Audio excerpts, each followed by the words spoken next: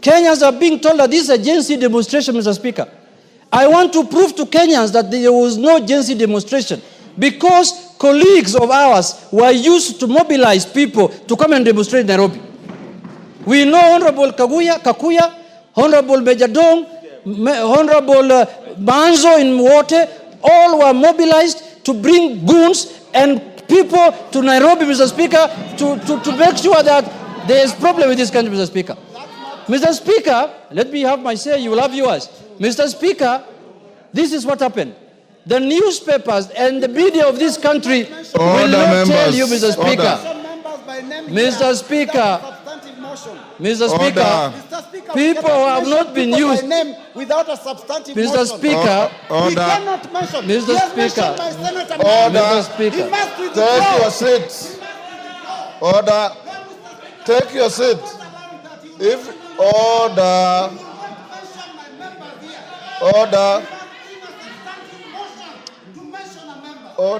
Robert Mbui. Order, Robert Mbui. Take your seat. That is not how to make your point. Take your seat. Take your seat. Robert Mbui, take your seat. Order, members. Order, members. Order, members. Robert Mbui. Order, members. Honorable Robert Mbui. Order. Order, honorable members. Honorable Robert Mbui. The Speaker knows only too well what the standing orders say. In fact, I drafted them. And I don't need you to raise your voice and bang tables for me to enforce them. He was in the middle of a statement and I was going to stop him. So far, he had not order. I need no assistance from any one of you. Honorable Robert Mbui, you have a point, but you can prosecute it honorably and decently. All you needed to do was rise on a point of order and say what you are saying without belligerence, without banging tables, and the way you are behaving is like you are going to go physical with your colleague. That is not you. That is not you. Honorable Junet, you only mention your colleagues adversely after you have brought a substantive motion to the House. Saying that members were involved is sufficient. Go ahead. Mr. Speaker, why do I say so? Mr. Speaker, the media of this country, Mr. Speaker, will tell you that the demonstrations were organized by Gaucho. They will tell you the demonstrations were organized by Gaucho. They will tell you they were organized by Matakwei. They will tell you the demonstrations were organized by Sakaja. They will not tell you the real culprits, the people who are organizing these demonstrations, Mr. Speaker.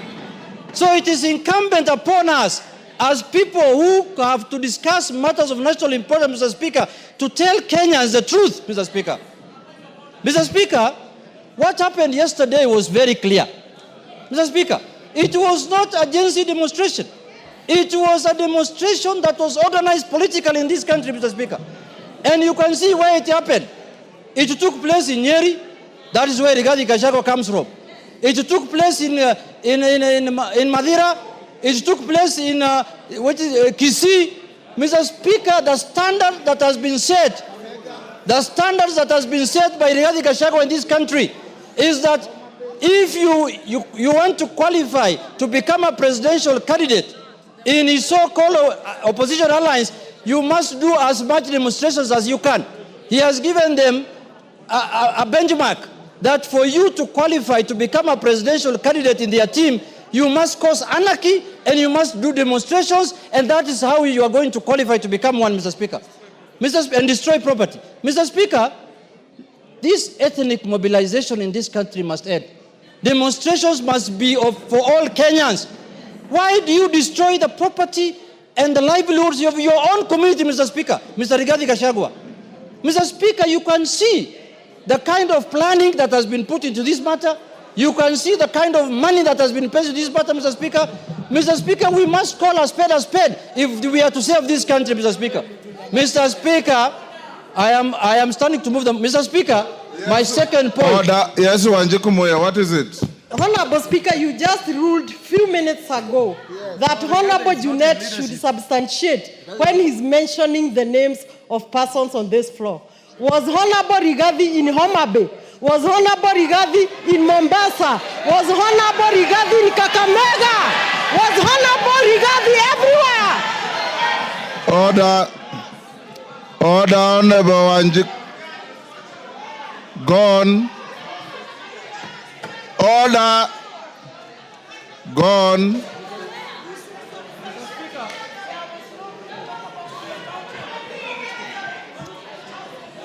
Mr. Speaker, I want to tell Honorable Muya that there was no destructions of property in Homa Bay. There was no destruction of property in Kisumu. There was no destruction of property in Kisii. But there was destruction of property in Nyeri. There was destruction of property in Nyandarua. There was destruction of property in Kikuyu. There was destruction of property in Nyamakima. That tells you who the chief goon is. The chief goon is Mr. Rigathi Gachagua, Mr. Speaker. Mr. Speaker, we must call a spade today.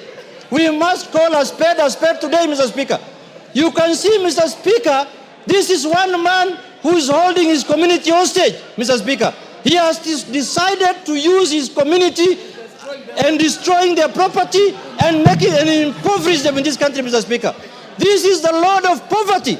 This is the man who wants to make the community from Mount Kenya to become poor so that he can rule them, Mr. Speaker. Mr. Speaker, I want to say this. Order, members, listen to yourselves. Mr. Speaker, I want to say this. This country has a constitution. This country has a government. The government of the Republic of Kenya and the constitution must make sure that every citizen's life is protected and their property is protected, Mr. Speaker. We have an election in 2027. We don't have any other election before then. If you want to remove a government, you will not do it by force. You will not do it through demonstrations. You will not do it through burning and destroying people's property. You have to wait for the election to arrive. Mr. Speaker, my second point on this matter, the media of this country. Mr. Speaker, I support the freedom of the media, Mr. Speaker. And yesterday, I was sad when the live coverage was removed, Mr. Speaker. But, Mr. Speaker, the freedom of the media also must come with responsibility, Mr. Speaker. Mr. Speaker, the media must be able to make sure that they report accurately and factually, Mr. Speaker. Mr. Speaker, for example, what is happening with the Standard newspaper and the KTN, Mr. Speaker? This is a media house that is hell-bent to create genocide in this country. We have, as a house, Mr. Speaker, we have to interrogate the issue of politicians owning media houses in this country, Mr. Speaker. I'm aware one Honorable Gideon Moi is the owner of Standard newspaper and this KTN, Mr. Speaker. Mr. Speaker, he cannot use his media house to settle political scores unless or otherwise he wants to become like Felician Kabuga of Rwanda, Mr. Speaker, who has caused genocide. The Felician Kabuga of this country now is Honorable Gideon Moi, Mr. Speaker, because he's using his media house like the way Radio Mill Collins was used in Rwanda to cause genocide, where 800,000 people were lost, Mr. Speaker. We must call a spade, Mr. Speaker. The media house, the media must enjoy their freedom. The media must be allowed to do their work. The media must be allowed to exercise their constitutional rights, Mr. Speaker. But the media that is owned by politicians who are trying to use their media houses to settle political scores, Mr. Speaker, we must call them out here because they will cause genocide in this country, Mr. Speaker. I am told Gideon Moi is the one who used to keep Felician Kabuga in Kenya when his father was the president. And he was hiding here. Maybe he learned those bad manners from Felician Kabuga, Mr. Speaker. Mr. Speaker, I want to say this. Yes, Kagusha, what is it? Honorable Kagusha. Honorable Speaker, is it in order for the honorable member to continue mentioning the names of honorable members, either present or who have been in this house before, adversely in this house without a proper motion? Honorable Speaker, on the same... take your seat. Honorable Kakusha, you have been a Speaker of Account Assembly before. Take your seat. Take your seat. Take your seat. Honorable Kakusha, you have been a Speaker of Account Assembly before. The standing orders that we wrote for this House are applicable where you are Speaker. When he mentioned sitting members of Parliament and Robert Mbui protested, I stopped him. Order. Order.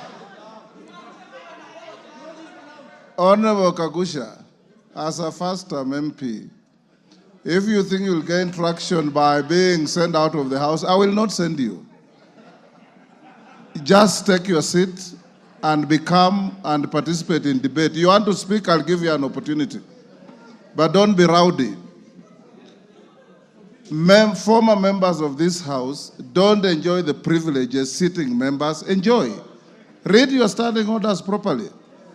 Go on, Junet. Mr. Speaker, you know, Honorable Gachagua was the Speaker for Nyeri County Assembly. This is National Assembly. It's a different area. This is a different place, Mr. Speaker. Mr. Speaker, I want to say this. Mr. Speaker, this country, there are people in this country who are hell-bent to take this country to anarchy, Mr. Speaker. Just because we impeached them, just because they lost a job. And they lost their jobs because of their bad manners, Mr. Speaker, of creating division, telling Kenyans you have shares, you have no shares. That is why he was impeached. Now, when you get impeached and you lose your job, you want to take this country to anarchy, Mr. Speaker. Mr. Speaker, and impoverish people.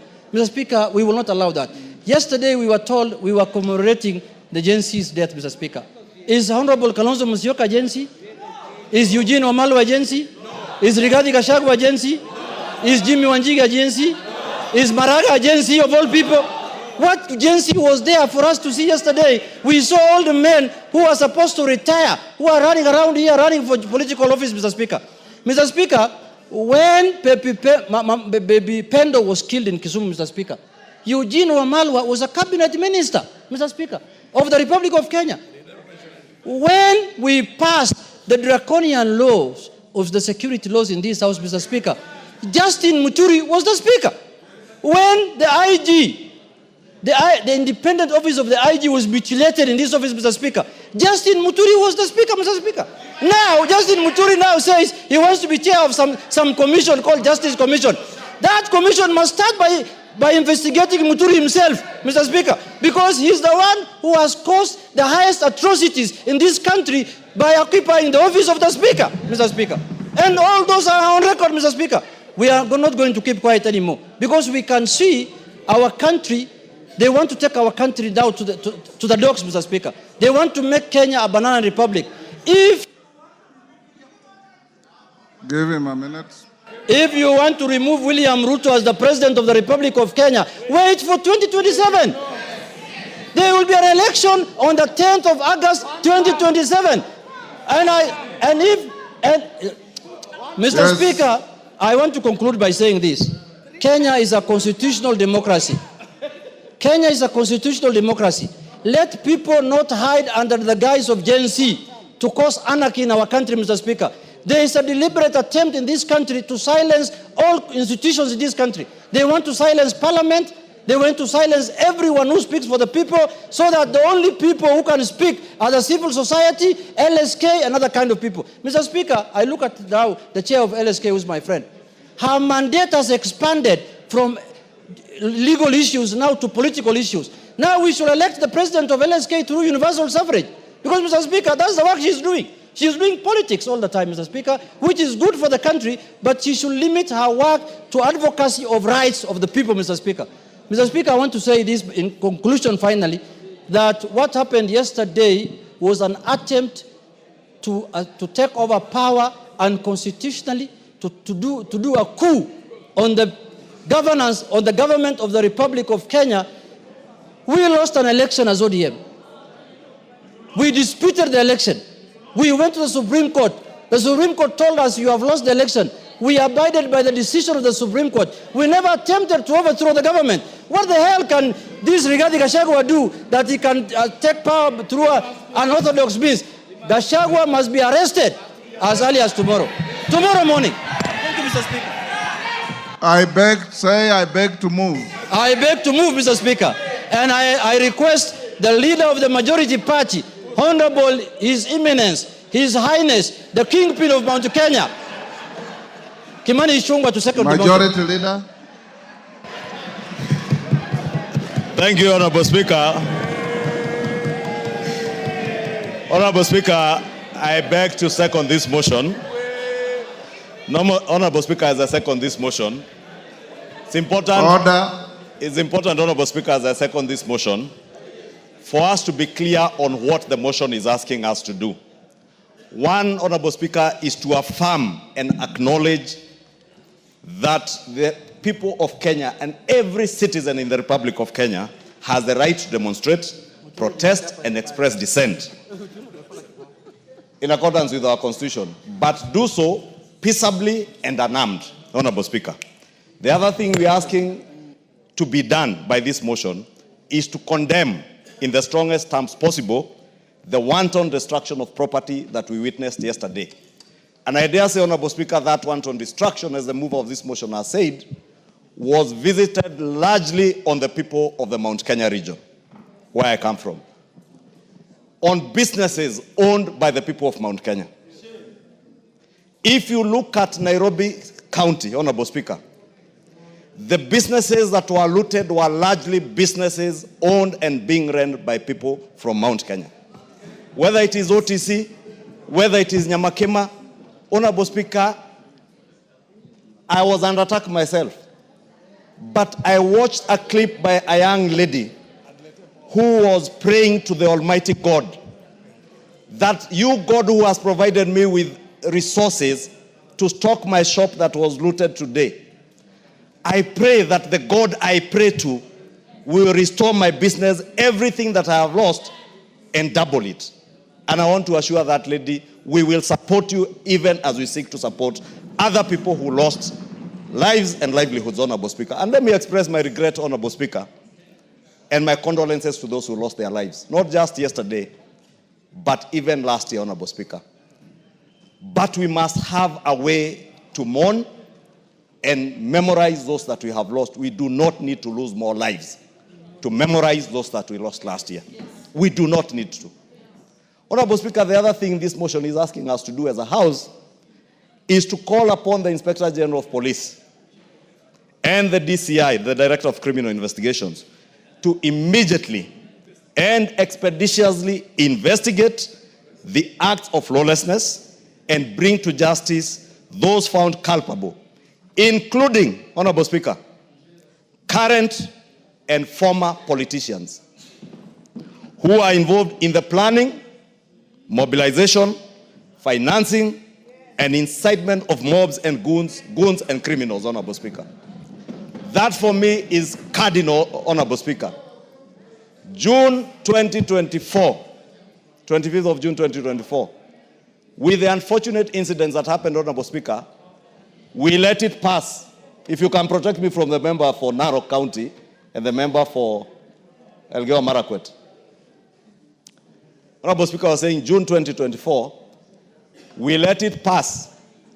And two sitting members of this House who are being investigated by the Director of Criminal Investigations rushed to court, obtained orders to stop their arrest, following information that the DCI had that they were involved in the mobilization of goons that looted from the people of Mount Kenya in Nairobi, including the burning down and deaths of Kenyans at the Sunbeam building somewhere along Kimathi Street, Honorable Speaker. They continue to be protected by the judiciary, Honorable Speaker, through that court order. Court orders using anticipatory bails cannot be into perpetuity, Honorable Speaker, because we are breeding impunity through these conservatory and preemptive orders, Honorable Speaker. The same characters, Honorable Speaker, are involved in the mobilization, financing, and looting that you saw yesterday, Honorable Speaker. Their chief financier and key mobilizer, Honorable Speaker, yesterday, we lost a court in Kikuyu the Kikuyu law courts were all razed down and everything looted, including the destruction of court records, including titles deposited in those courts, securities of people deposited in those courts, and criminal records, Honorable Speaker. This acts, as the first part of this motion says, these are not just acts that happen. They are deliberate. They are mobilized. They are being financed by somebody or a group of people who, Honorable Speaker, then rush to court to get protection. Allow me, Honorable Speaker, to speak to the judiciary today. And you know, there's that saying that say when they went for the Gentiles, I kept quiet because I was not a Gentile. When they went for who, I kept quiet because I was not who. When they came for me, there was nobody left to speak for me. The impunity we started breeding last year, Honorable Speaker, is what is destroying this country today and destroying the fabric of the country that we call Kenya. Honorable Speaker, it's not just the law courts that were destroyed in Kikuyu. The DCC's office was also razed down.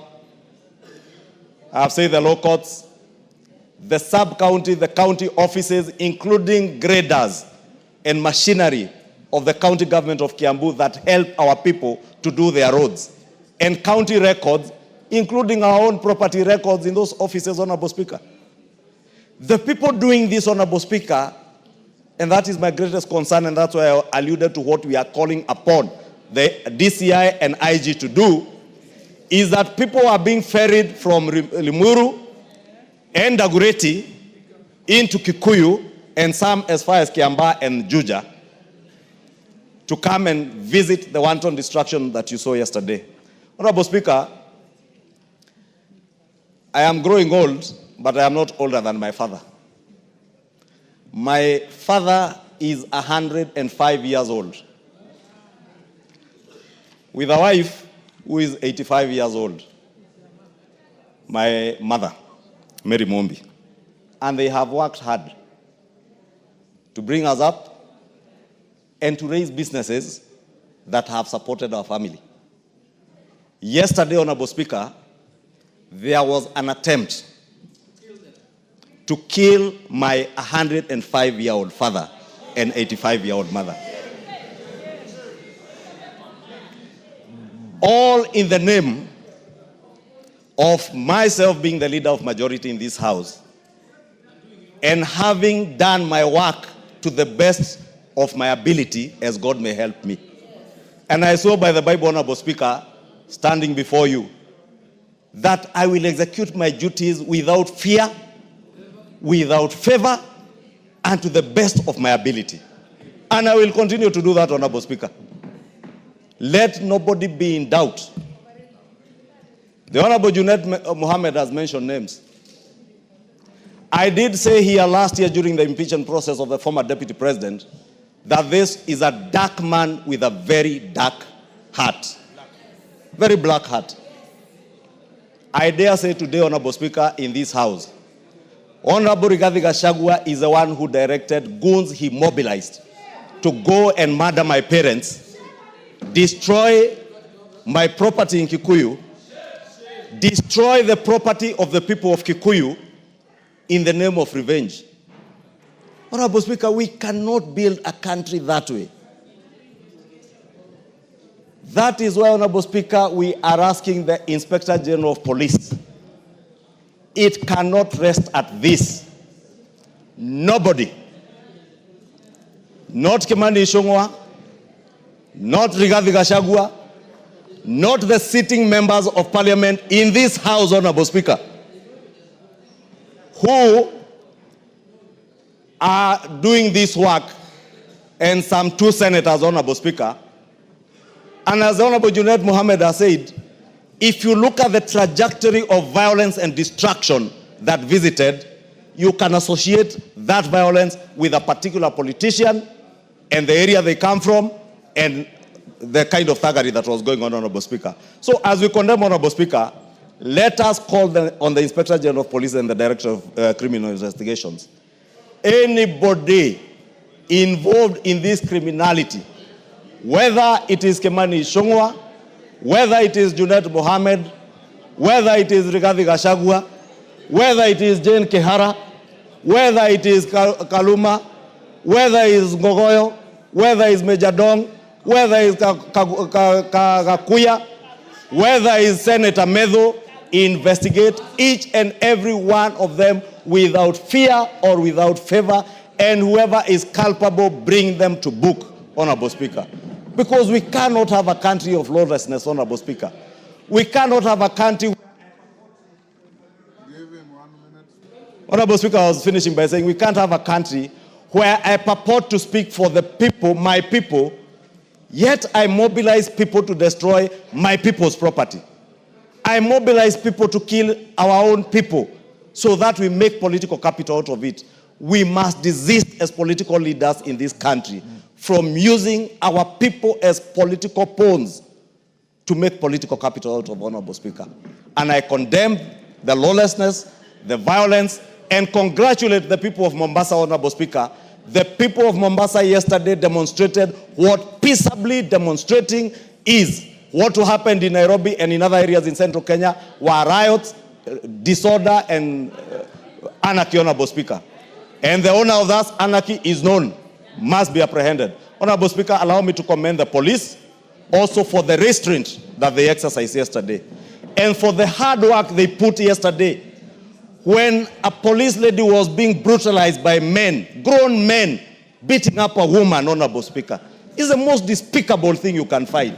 That a man is stepping on a police officer on her head. Honorable Speaker, there were criminals who attempted to get into State House girls.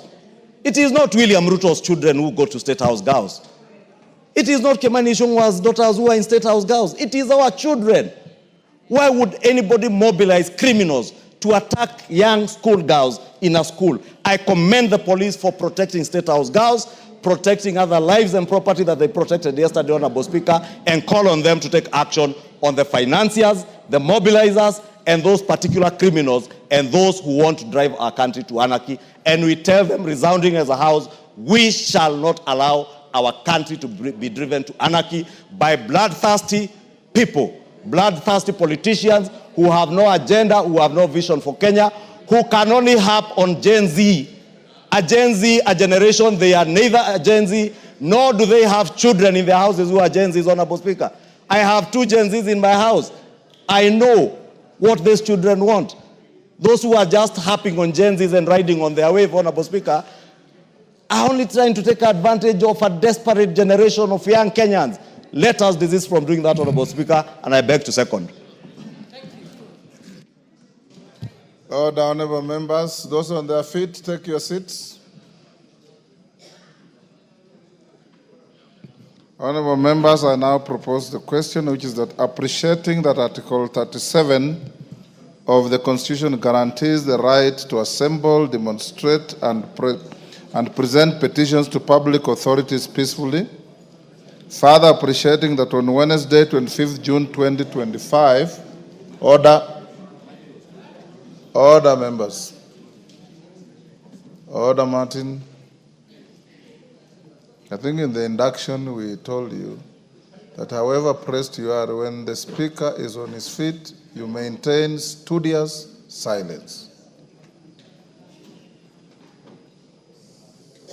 Further appreciating that on Wednesday, 25th June 2025, sections of the population participated in public demonstrations and protests in various parts of the country.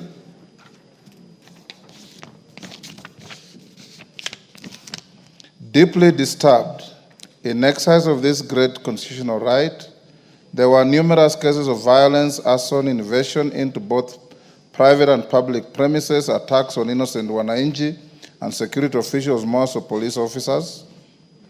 And further deeply disturbed, the demonstrators destroyed and vandalized both public and private properties and infrastructure, including courts, administration offices, shops, business premises, homes, and supermarkets in various places in the country, including Nairobi, Kikuyu, and Olkalau, among other places, alarmed by attempts by demonstrators to end girls' schools, including the State House Girls, Nairobi. Now, therefore, this House, 1, condemns in the strongest terms the deliberate destruction of public and private property and infrastructure during demonstrations, including court records.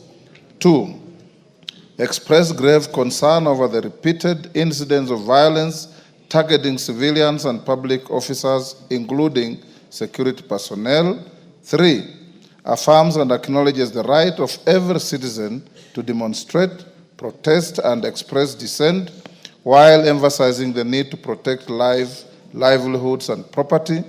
And 4, calls upon the Inspector General of Police and the Directorate of Criminal Investigations to immediately and expeditiously investigate the acts of lawlessness and bring to justice those found culpable, including current and former politicians who are involved in the planning, mobilization, financing, and incitement of mobs, goons, and criminals. Honorable members, the screen is too small to accommodate all of you, so I'll use a show of hands to pick on those to speak. Millie Odhiambo. Thank you, Mr. Speaker, for giving me this opportunity. Remember, everybody has 3 minutes. Thank you, Mr. Speaker. Mr. Speaker, let me first of all offer my condolences to the family who lost their loved ones yesterday, the ones who lost their loved ones 2024, the ones who lost their loved ones 2023, the ones who lost their last one in 2022. Mr. Speaker, I have noticed that the media has forgotten that we also lost loved people in Kisumu. Maybe because they come from Kisumu, they do not matter. But I want to offer condolences to every family who has lost a loved one. Mr. Speaker, Article 37 guarantees a right to demonstrate peaceably and unharmed. And Mr. Speaker, I'm one of the people who pushed for that article in the Constitution, and I will defend it with my life. And that is why, Mr. Speaker, it was very sad to see what happened yesterday. Mr. Speaker, ODM and Azimio have become the experts in demonstration, Mr. Speaker. And Mr. Speaker, when we were doing that, we were called anarchists. Bare fidelity to history. Exactly. You as truly here was with you in CORD and NASA. Yes, Mr. Speaker. So it's not just ODM. No, I've said ODM and Azimio and NASA. Yes. And CORD and all those. But the constant one is ODM. Mr. Speaker, for me as Millie Odhiambo, I can't cheat you. I thank God that I'm resting, Mr. Speaker. I don't think people understand what it means to go to the streets. I understand when the Gen Zs are writing letters to their parents saying may not come back. I would tell my husband that because they didn't know I'd come back. So let us be. You called us names, Mr. Speaker. You called us names. You said we are anarchists and all that, Mr. Speaker. Mr. Speaker, but who is God? God creates balance. Mr. Speaker, you called us names when we were fighting for the same rights you are fighting for. Mr. Speaker, now, or that you said to be fighting for. Mr. Speaker, now instead what you are telling us is that Baba is eating and observing table manners. Mr. Speaker, if you can give me 1 minute, Mr. Speaker, because I was interrupted, or 2 minutes. Mr. Speaker, it's difficult to be Baba. You are damned if you do, damned if you don't. So, Mr. Speaker, we are only learning from the best. You have observed table manners since independence. Let people from the lake also observe table manners. For once, let us also observe table manners. And take over, and I've heard people saying that that in terms of demonstration, you've overtaken Baba, that we've been lying, that we want to, that no. I am glad to note that you have overtaken us. Please do it excellently. But Mr. Speaker, I want to say one thing, if you would allow me. Mr. Speaker, as a women's rights activist, Mr. Speaker, yesterday I left my house, not caring for my life. I went to State House when I saw on social media that State House was under attack. State House girls. Give her 1 minute. Thank you, Mr. Speaker. When I saw State House girls was under attack, Mr. Speaker, I didn't care for likes. I condemned when the policewoman was under attack. Mr. Speaker, we cannot allow such things.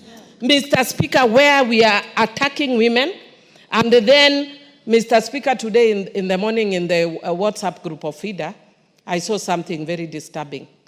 that women were being removed from motorcycles, they were being gang raped, and they were being, even in our time with our excellence, even when we were infiltrated, that has never happened. Never. Mr. Speaker, I said this and people condemned me as a Christian.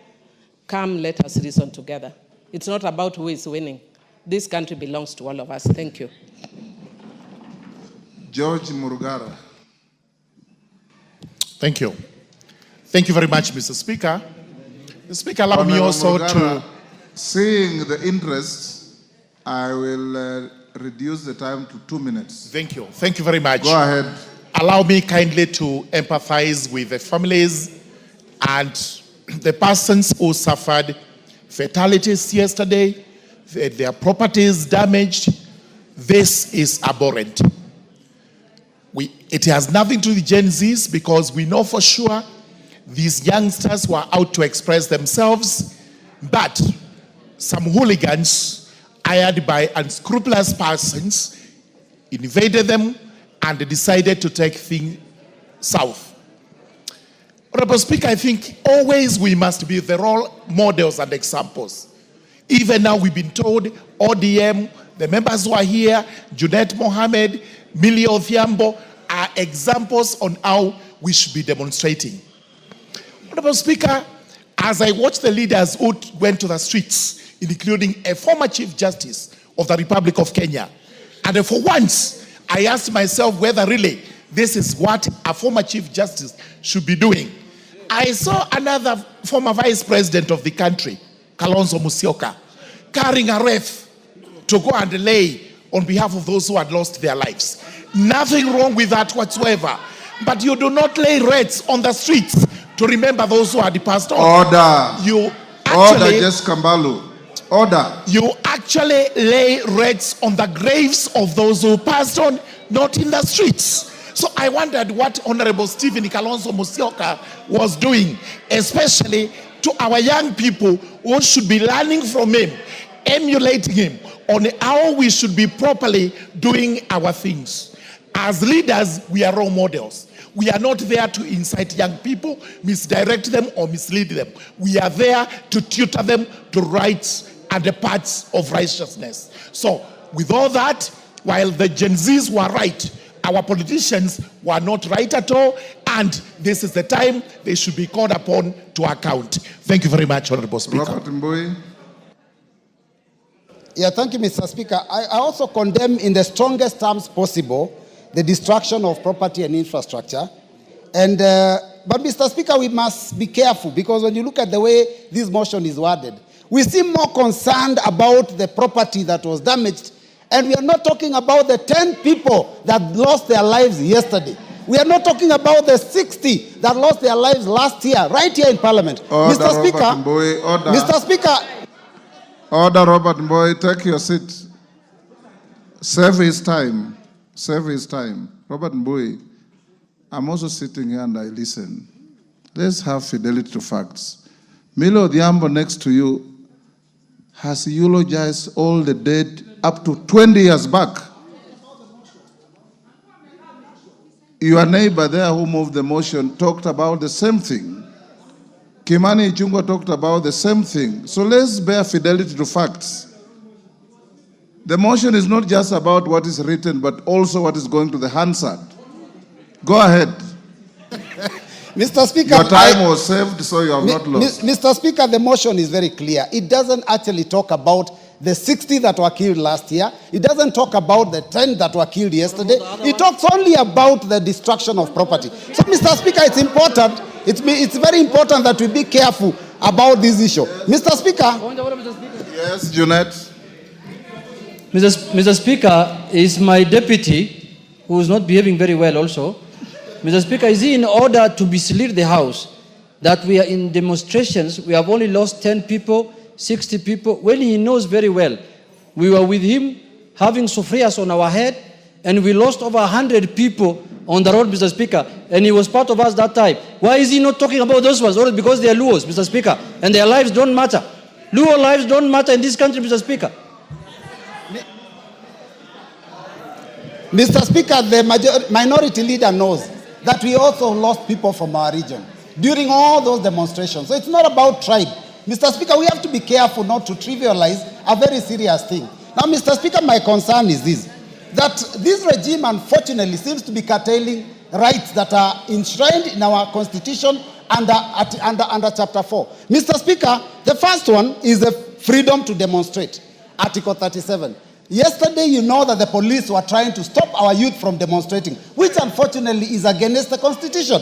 Mr. Speaker, the right to life, police bullets have taken so many lives, and that is against Article 26. Mr. Speaker, the freedom for movement, which the minority leader has talked about, that people are coming from other places, is a right under Article 39. And Mr. Speaker, also the freedom of media under Article 34 has to also be respected. These rights are being trampled upon. But Mr. Speaker, more importantly, the reason behind yesterday's function is that we were coming to lay wreaths. Mr. Speaker, you know, you gave us permission.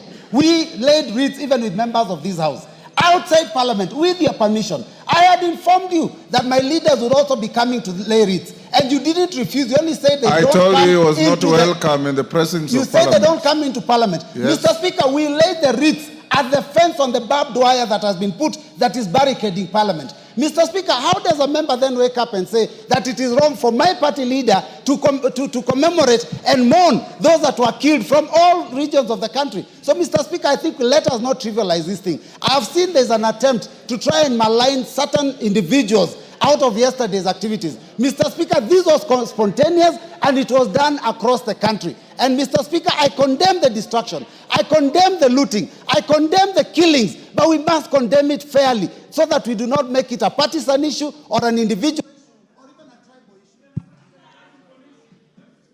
Yes, Deputy Speaker. Everybody has 2 minutes.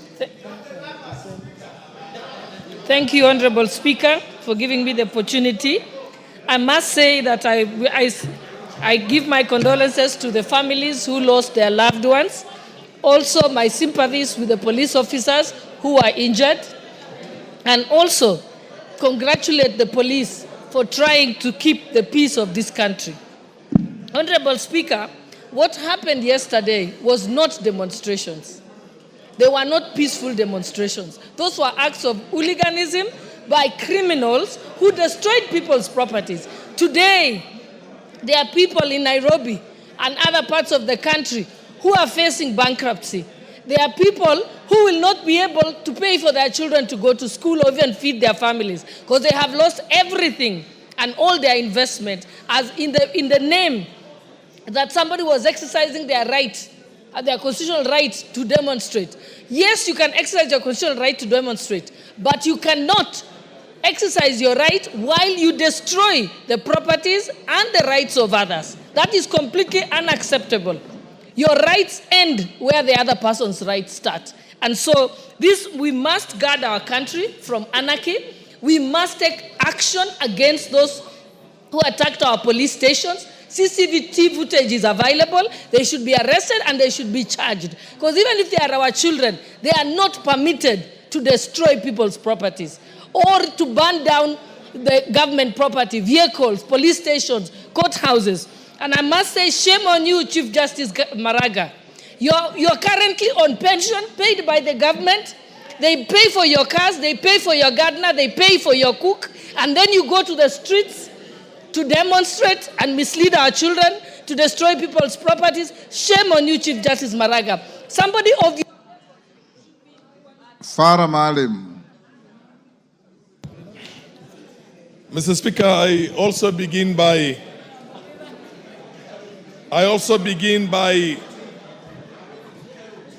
sending my condolences to all those ones who lost loved ones in all the incidents that had happened in this country for a very long time. Mr. Speaker, please Mr. Speaker, there are countries that are autocratic and there are countries that are despotic.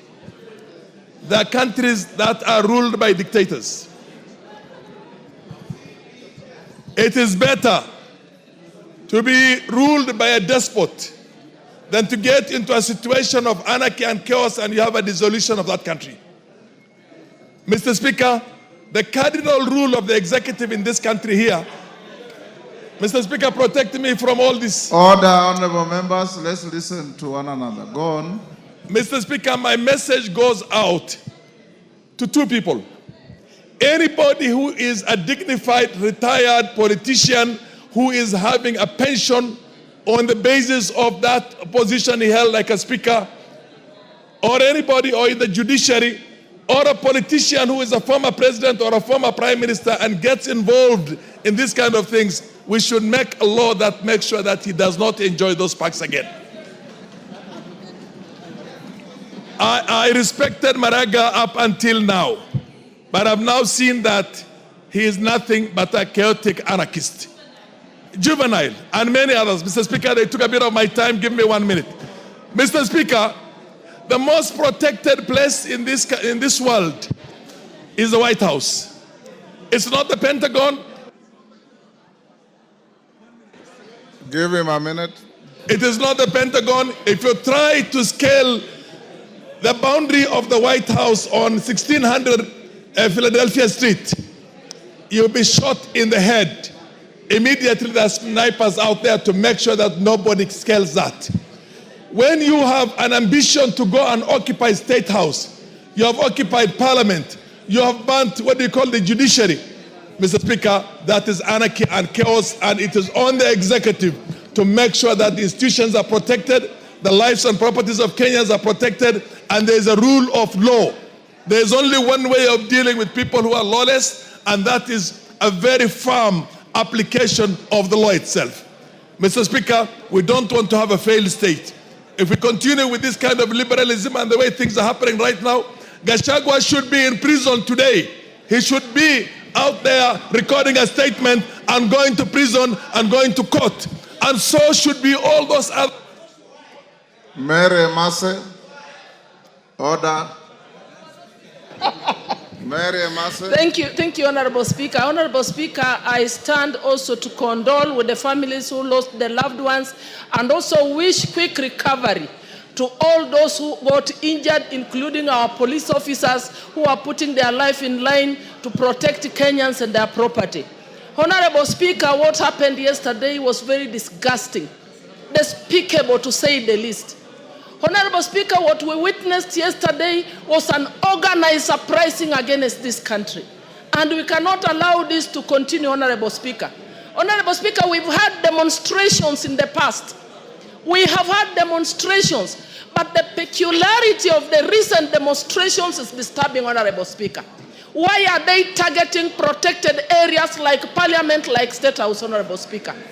Honorable Speaker, I want to support the position by the members who have spoken that these incidents must be investigated thoroughly and all the culprits brought to book, Honorable Speaker. We cannot continue to watch Kenya degenerate into a state of lawlessness and anarchy because we do not have any other country to go to. This is our country. And I conclude by saying, Honorable Speaker, honorable members, we need to bring an amendment in law to this House where we designate specific places for picketing so that if you want to picket, there is a designated place for you to go and picket. Not everywhere and disturbing everyone's peace and disturbing people's businesses and destroying people's property. It's unacceptable, Honorable Speaker. Yes, Kibagende, what's your point of order?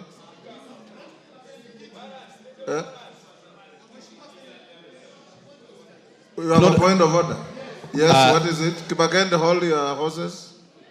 Mheshimiwa Spika, hapo awali tukianza bunge hili ulisema kwamba iwapo kwamba wabunge watajisajili wa kutosha ili turudi kwa ule mswada wa NGCDF ungesitisha mazungumzo tupige kura. Ngoja kidogo tafadhali. Wasiwasi wangu Mheshimiwa Spika, ndio sababu nisimame kwa point of order, ni kwamba nimeona chamba hichi kilikuwa kimejaa na wengine huenda wakawa wako na shughuli ambazo zinawafanya wanatoka.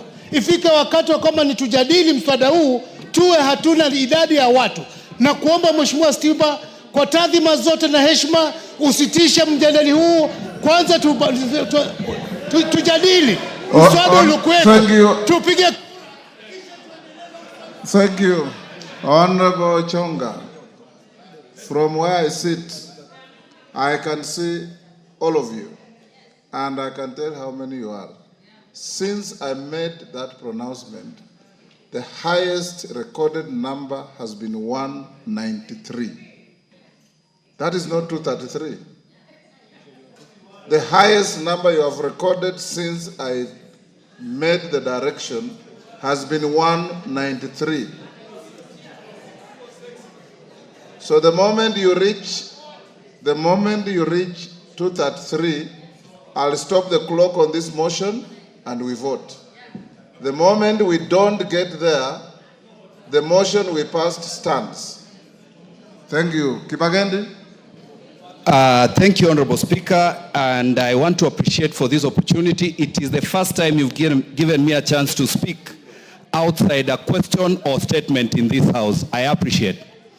I want to also associate myself with the concerns that have been raised by my fellow colleagues, especially on the destruction of property and killings and the unfortunate things that happened yesterday.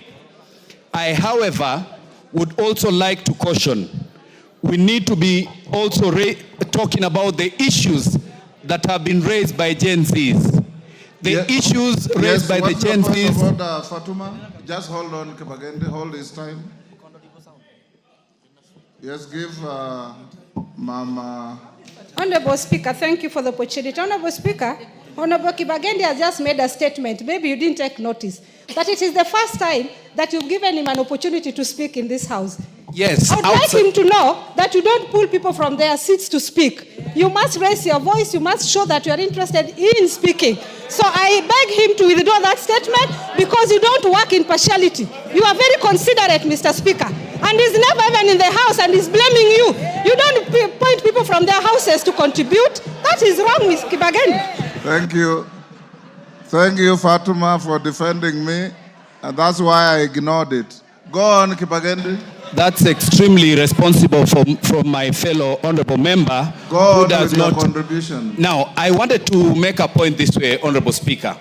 We must stop trivializing the concerns of young people of this country and trying to make it become like it is a Gachagua thing. Kenyans demonstrated across the country, and it is because of their concerns that we must all rise up and support these young people.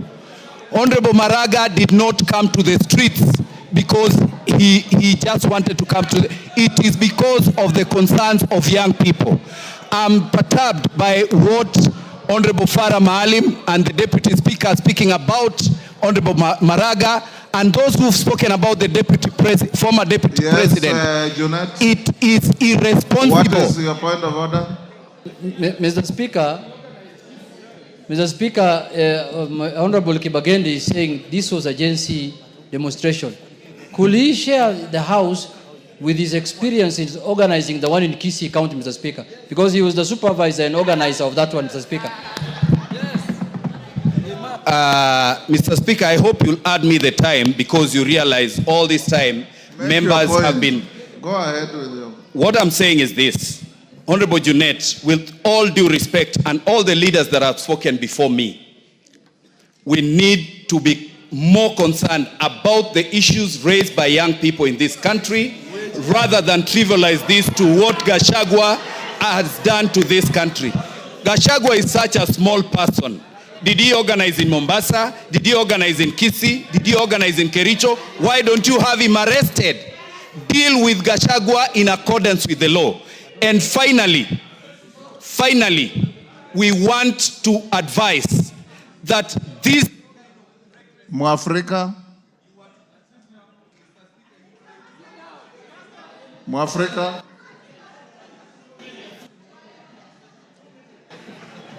you have 2 minutes. Avoid side shows and just contribute. Mwafrika.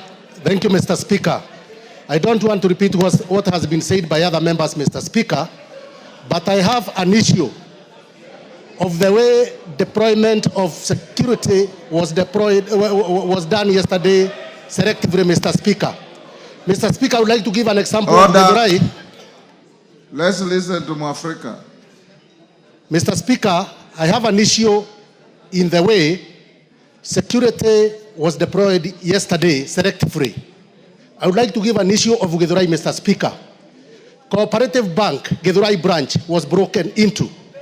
Next to Githurai branch, Mr. Speaker, we have Kasmat Supermarket, a Jubo mega supermarket, Mr. Speaker. It was also broken into. Mr. Speaker, across the road at Githurai roundabout, another supermarket, Kasmat Supermarket, the goons took 3 hours to break into that supermarket. Mr. Speaker, I just wondered, there was no even a single police officer at Githurai, Mr. Speaker, to offer the basic security of minimum security services of crime prevention, Mr. Speaker. So, Mr. Speaker, security was deployed selectively, and I will be raising a statement for the police to explain to us where the police officer were, where the goons took 3 hours to break Kasmat Supermarket in Githurai, Mr. Speaker. Thank you, Mr. Speaker. Totienda Molo. Mr. Speaker, as a veteran demonstrator, Yes.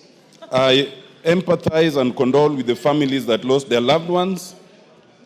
We must say that Article 37 is very clear, the right to demonstrate peaceably and unarmed. But that right does not extend to an attempt to establish government other than by law. Article 3.2 is very clear, and it must be read out that any person, any attempt to establish a government otherwise than in accordance with this constitution is unlawful. We must be very clear, Mr. Speaker. Demonstrations are different from anarchy. What we saw in Mombasa were demos. What we saw in all those other places mentioned in the motion, that was anarchy, and it cannot be tolerated. Mr. Speaker, we condemn the hiring of goons. We condemn the torching of courts, police stations, and houses. We condemn the extreme provocation of the police. But, Mr. Speaker, I also condemn the CAK for stopping live coverage, because the CAK cannot do that in the face of a very clear judgment by the court. Thank you, Mr. Speaker. Osoro. Thank you very much, Honorable Speaker, for also giving me this opportunity to air my views. Order, Mama Machakos. Order. Yes, Osoro. Thank you very much, Honorable Speaker. Honorable Speaker, I have really not lived for long in this planet Earth. It's just nearly about 4 decades. And about 3/4 of such I've lived in the Mount Kenya region. Honorable Speaker, what I saw yesterday in Mount Kenya has never been seen before. And I'll be very specific on Mount Kenya because that is a place I grew in, Honorable Speaker. What I saw in terms of looting and destruction of property has never been witnessed before, Honorable Speaker. And we call it by its name. But there are 3 things I'll speak to, Honorable Speaker. Number 1, we need to review the police laws, Honorable Speaker. We need to find a way to guard our police officers from these anarchists that are emanating from all over. That is number 1. We really must review that. Number 2, if you can protect Honorable Speaker from Order, Honorable Kamene. You have the right to converse with your neighbors, but not to shout the way you are doing. Please keep your cool. So, number 1, Honorable Speaker, we need to review the police laws. We need to protect our police officers. Number 2, we need to look into the question of pension or those officers, the retired officers who are pensionable, Honorable Speaker. Honorable Muturi earns more than 1 million shillings, Honorable Speaker, from the pension, from the taxpayer, Honorable Speaker. Honorable Kalonzo Musyoka earns a lot of money, Honorable Speaker. Honorable Maraga earns a lot of money. That law must be reviewed. They need not to earn when they are actively involved in such things, Honorable Speaker. Number 3, Honorable Speaker, it's the question to the former Deputy President. You claim to speak for the Mount Kenya region. Now speak about the destruction of property. Speak about the loss of jobs. Talk about Naivas that was looted in Nyeri. Now talk about those young people that lost jobs in Nyeri. Talk about Elachi. Okay, give him a minute. Thank you very much, Honorable Speaker. Talk about the lives lost. Now talk about the Kikuyu law court, Honorable Speaker, that was burnt down, Honorable Speaker. Talk about those people who are suffering, Honorable Speaker, when they were going home after doing their business, Honorable Speaker. They were being stalked by goons and they were being asked of money before they passed, Honorable Speaker. If this person claims to speak about, for Mount Kenya people, this is the time we want to hear about those people who lost businesses in town, those people that have suffered, Honorable Speaker. And there is no question about it. Honorable Gachagua must be arrested.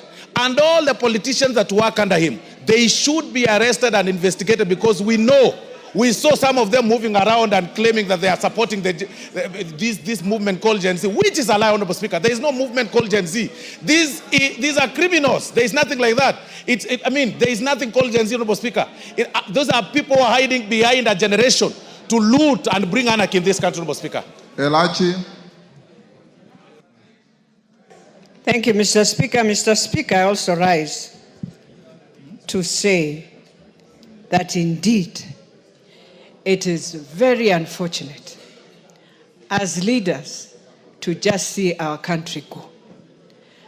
And indeed, it is very sad that when you are in this house and you think the things that are happening outside there will not find you on the doorstep, then I think you've never remembered what happened in 2007, Mr. Speaker.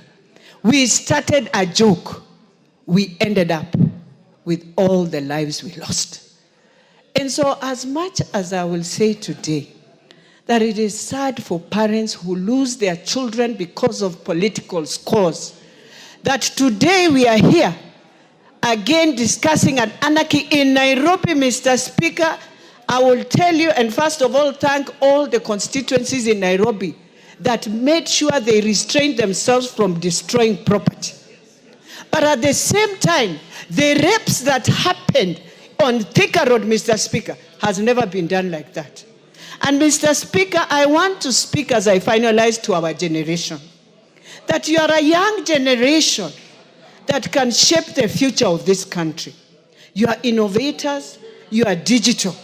But I want to tell you, in a world where it's growing with a lot of conflict, you will be overwhelmed and people will take advantage. But I want to say, we must bring a law here to give incentives to our young people to start businesses without taxes so that we give them jobs, because in their generation, there is no jobs. Everything is going digital. They will never have employment. We must think, and we must tell those who are thinking, you can use Gen Zs to have power. Madenge. Before Madenge takes the floor, I acknowledge in this public gallery Ararat Shiner School from Ainabkoi was in Gishu. On my behalf and on behalf of the House, we welcome them to the House of Parliament. Madenge. Thank you, Mr. Speaker. Mr. Speaker, I want to add my voice in saying pole to the families who lost, who had their loved ones lose their lives because of the demonstrations yesterday. Mr. Speaker, yesterday was a sad day for Nyeri. And Mr. Speaker, this nation has to have those of us in leadership and those of us who are citizens rising up to the occasion and saving our country. We have to become the conscience of our nation. We cannot solve our grievances by destroying what we have. The time has come for a candid conversation. Our young people are speaking, but they must know that this country, to get where it has gotten, it has taken painstaking building. And it is important that we appeal to them that this country belongs to them, but they cannot be able to live in a country that is ruined and destroyed. Mr. Speaker, I pray for moderation across the board, right from those of us sitting in this house who have made statements that only serve to inflame passions and emotions. Mr. Speaker, it is important that we realize that we are standing at a very crucial point. Our country is at crossroads. We must save our country. I plead with all of us that we rise up to the occasion and do what has to be done. Our country cannot get destroyed in our hands and during our time. Mwashako? Is that Mwashako? No. Member for... Yes, take the floor. Yes, the member from Kisii. Barongo. Barongo. Yeah. Yes, my friend Barongo. Give him the mic.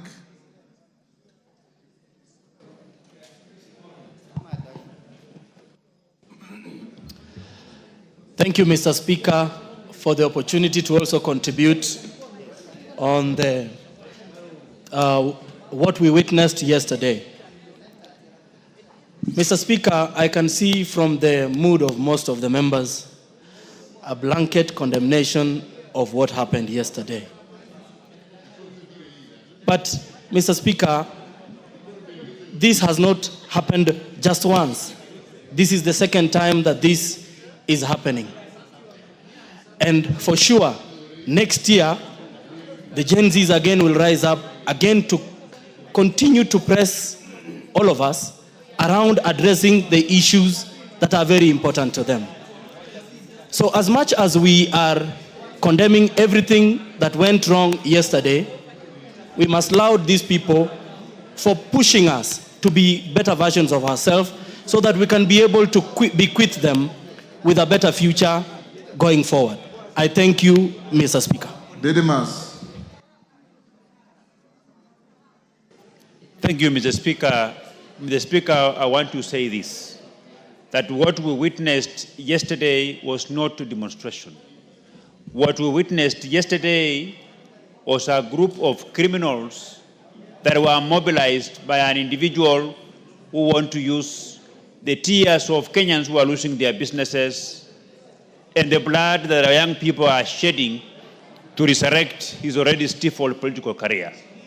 Honorable Speaker, the person who orchestrated, masterminded, and funded these activities is well known, Mr. Speaker.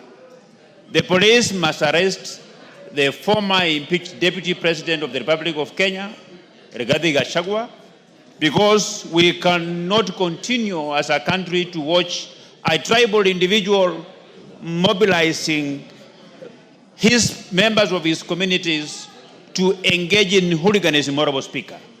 The blood of the people who lost their lives, the tears of those whose businesses were broken into, Honorable Speaker, will cry revenge on the life of Rigathi Gachagua. He cannot be mobilizing members of his community to begin maiming other people, to begin destroying the properties of the people of Kenya. Yet he is busy looking for tenders for his own children. The law must be applied equitably and equally, regardless of whether the criminal is a rich who live in the castle or is a poor person who lives beneath the bridge, Honorable Speaker. The Rigathi Gachagua must be arrested and prosecuted and taken to jail. Bensouda.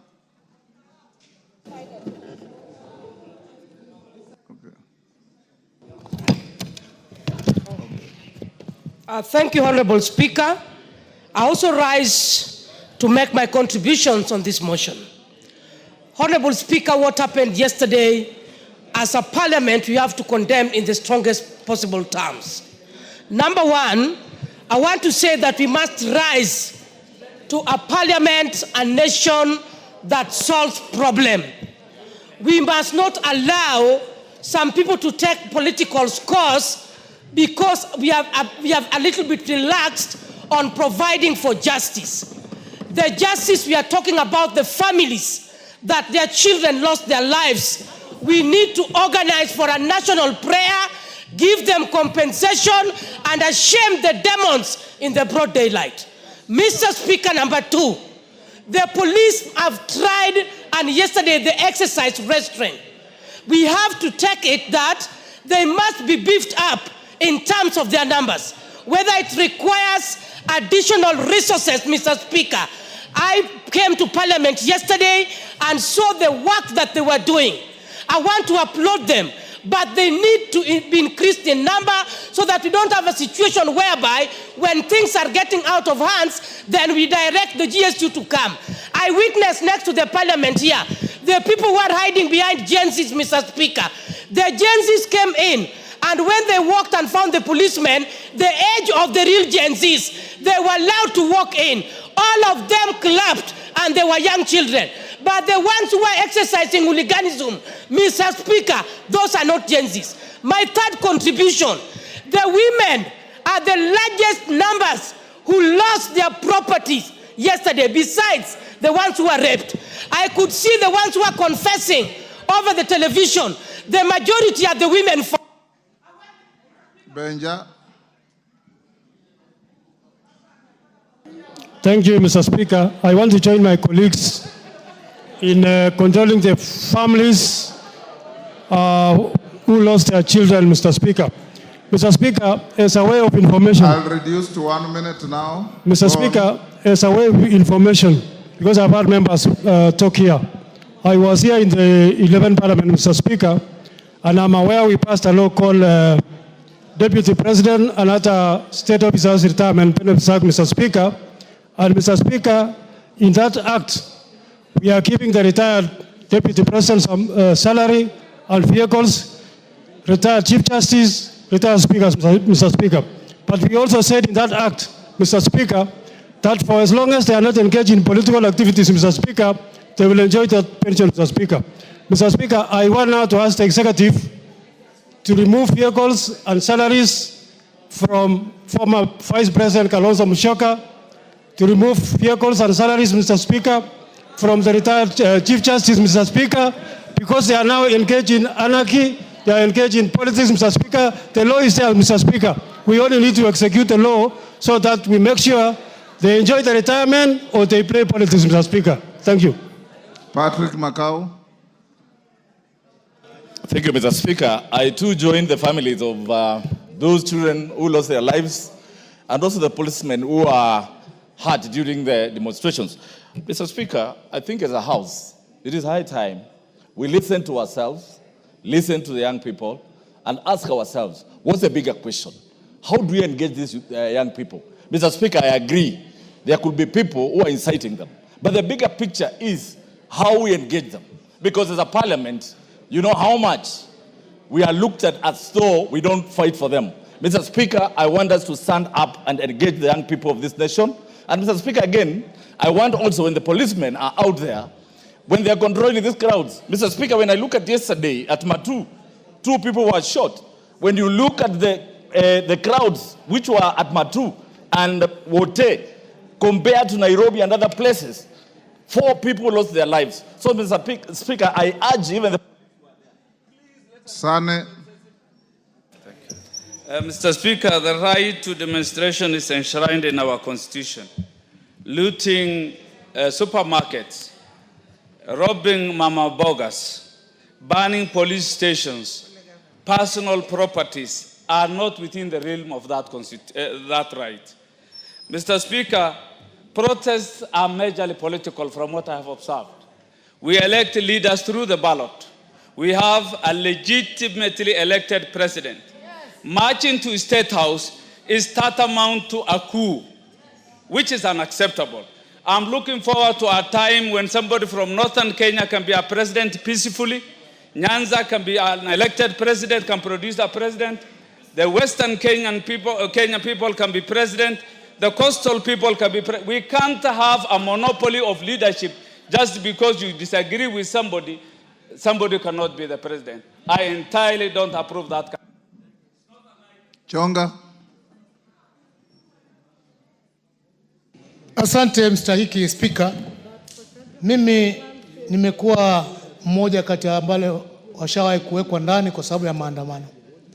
Chenye mimi najiuliza Spika ni kwamba maandamano ya kila wakati yanapokuja, kuna wizi, kuna ubakaji, kuna maisha tunapoteza. Tukiwa wabunge wenye tengeneza sheria, tutakaa tuangalie hii hali paka lini? Mbona hatusikii maandamano Rwanda? Mbona hatusikii maandamano Tanzania? Mbona hatusikii maandamano kwa majirani? Wakati tukiandamana, hakuna faida tumeweza kuipata isipokuwa ni hasara zaidi ya hasara. Nataka kizazi ambacho kinakuja kitukumbuke ya kwamba bunge hili lilisimama kidete na likakuja na suluhisho ya kusitisha, kutafuta mbinu mbadala za kuweza kuwasilisha.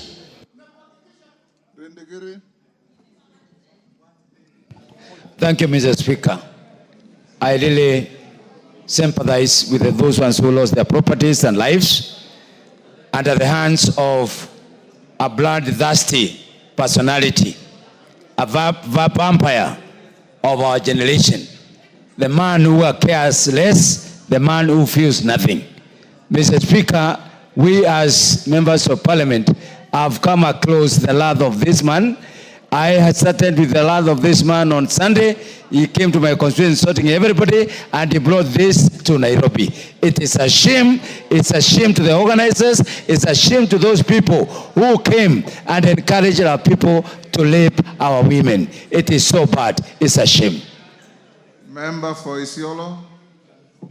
Is it North or Bidu? Yes, sir. Thank you, Mr. Speaker, to give me the opportunity for me to contribute. In itself, we all condemn what happened yesterday. Goons cannot rule a country. Goons will only destroy a country. So whatever happened, if anybody has any issues, we don't condone goonism. And goons are in every form. Even in my county, there was a goon which was going on, up to the point of county assembly could not sit, because goons were employed by the governor and he was stopping the members of the county assembly from sitting. So we should condemn goons in all forms so that we get safe in Kenya. Thank you, Mr. Chairman. Mr. Speaker, sorry. Tongoyo, Chairman, Security, I'll give you 2 minutes by virtue of yours. Thank you, Honorable Speaker, and I want to join the rest of us who have spoken to condemn what happened yesterday, Honorable Speaker. And Honorable Speaker, I should also want to really pass my condolences to the families who lost their loved one in the yesterday's demonstration, Honorable Speaker. Honorable Speaker, from the very start, Honorable Speaker, what happened yesterday was not, Honorable Speaker, demonstration. They are riots. Honorable Speaker, as much as Article 37 talk clearly about the right of Kenyans to demonstrate, to picket, to assemble, it outlined the condition under which it has to take place. It says that it has to be peaceful, it has to be, the demonstration has to be unarmed. And Honorable Speaker, what we saw is totally the opposite. The people who participated in the demonstration or in the riot, Honorable Speaker, they are armed. And the intention was very clear, Honorable Speaker.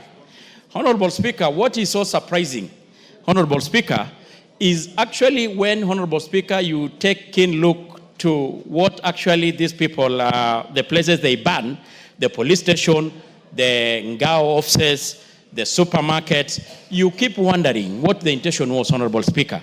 In fact, Honorable Speaker, I'm sorry to say, in one instance, I think it was in Kikuyu, these people raided the police station and they ran away with ammunition box full of bullets, right? You keep wondering, Honorable Speaker, what were they up to?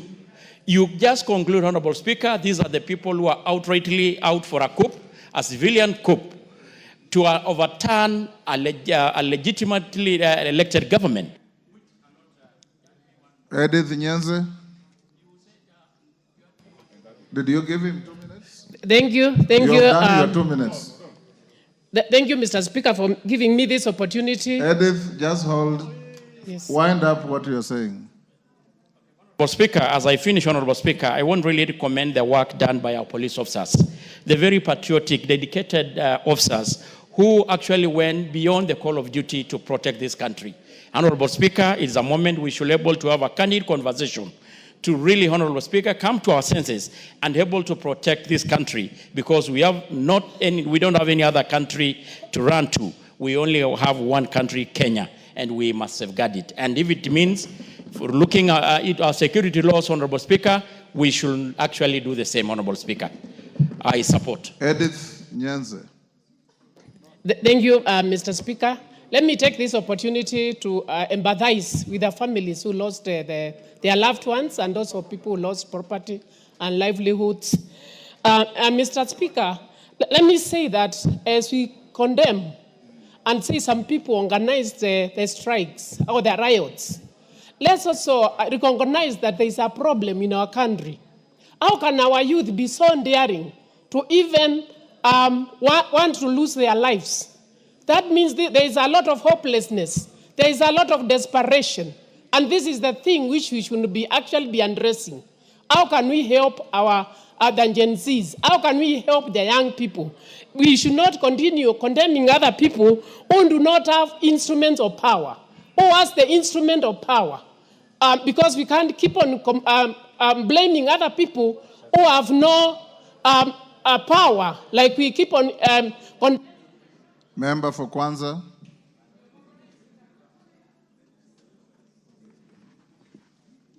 Mr. Speaker, this demonstration I saw yesterday, there was not a demonstration. There was an anarchy, and I want us as a parliament, Mr. Speaker, if you could listen to me, I think let's have a solution. Because as it is, we are just talking.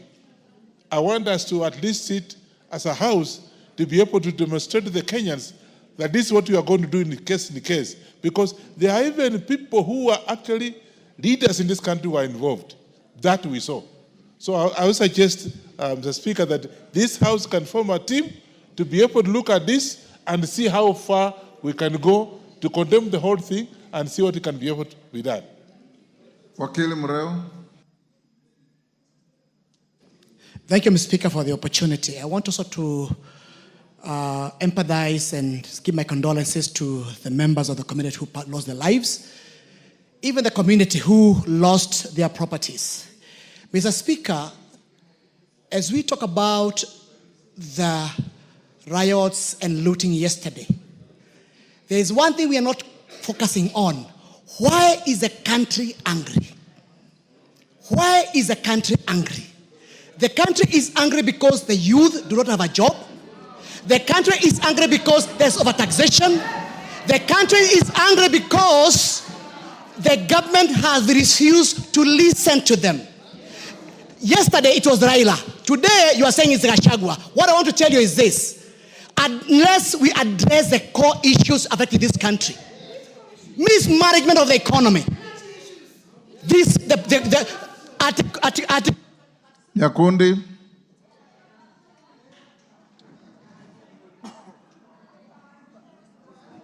Nyakundi. Thank you, Mr. Speaker, for also giving me this opportunity. Mr. Speaker, what we witnessed yesterday was pure anarchy. What we witnessed yesterday was looting, terrorism, someone who wanted to take this country to the goose. And as this House, we cannot accept, and the people of Kenya, to be taken to the goose by someone who was fired or who was impeached because of his bad manners. As a country, we sympathize with those who lost their loved ones. We sympathize for everyone who lost his property yesterday. But as this House, we must sit down and look on the solution towards the problem that we have as a country. Thank you, Mr. Speaker. Odanga Makoha. Thank you, Honorable Speaker. Honorable Speaker, I condole with the families that lost their loved ones, and also I pray for those who are sick, those who are maimed and injured to recover quickly. Honorable Speaker, we need a conversation. The young people who have spoken, they are speaking repeatedly. We need to listen to them. A conversation is very critical, Honorable Speaker. Thank you, Honorable.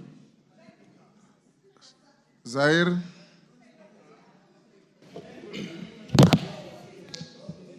Can somebody look for Jeanette? It's time we... Thank you, Honorable Speaker. I'd like to express my condolence to the family of the ones who passed away. Honorable Speaker, I rise to support this motion and totally condemn the acts of lawlessness, destruction, and vandalism that we witnessed yesterday in this republic. Let it be clear, this country upholds the right to peaceful assembly, but what we witnessed was not a generic demonstration, Mr. Speaker. It was a coordinated assault on the very foundation of our republic, a coup attempt and more of a terrorist attack to this government by the Lord of Impunity, Rigathi Gachagua. Honorable Speaker, it is not enough to condemn. I request through you, Mama Nairobi.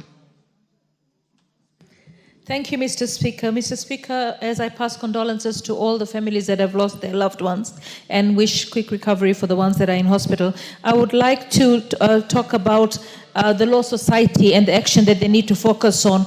Penal Code 137 says that any person who improperly and indecently interferes with or offers any indignity to a dead human body. And then there is also the Computer Misuse and Cyber Crimes Act, unauthorized publication of intimate and offensive images, even if true. Honorable Speaker, we're seeing a tendency of videos of the dead being taken and shared online, not caring about whether the parents of that dead person know or whether the parents of that dead person or the family members would want to see the bodies of their dead being displayed on social media. I feel that this is a breach of the law and we should respect the dead, and we should, even if we take the videos, we should share them directly with the family, but not online to get... Lel Mengit. Thank you, Honorable Speaker. My heart goes to those families who lost their loved ones. And also, Honorable Speaker, I would like to condemn what happened yesterday.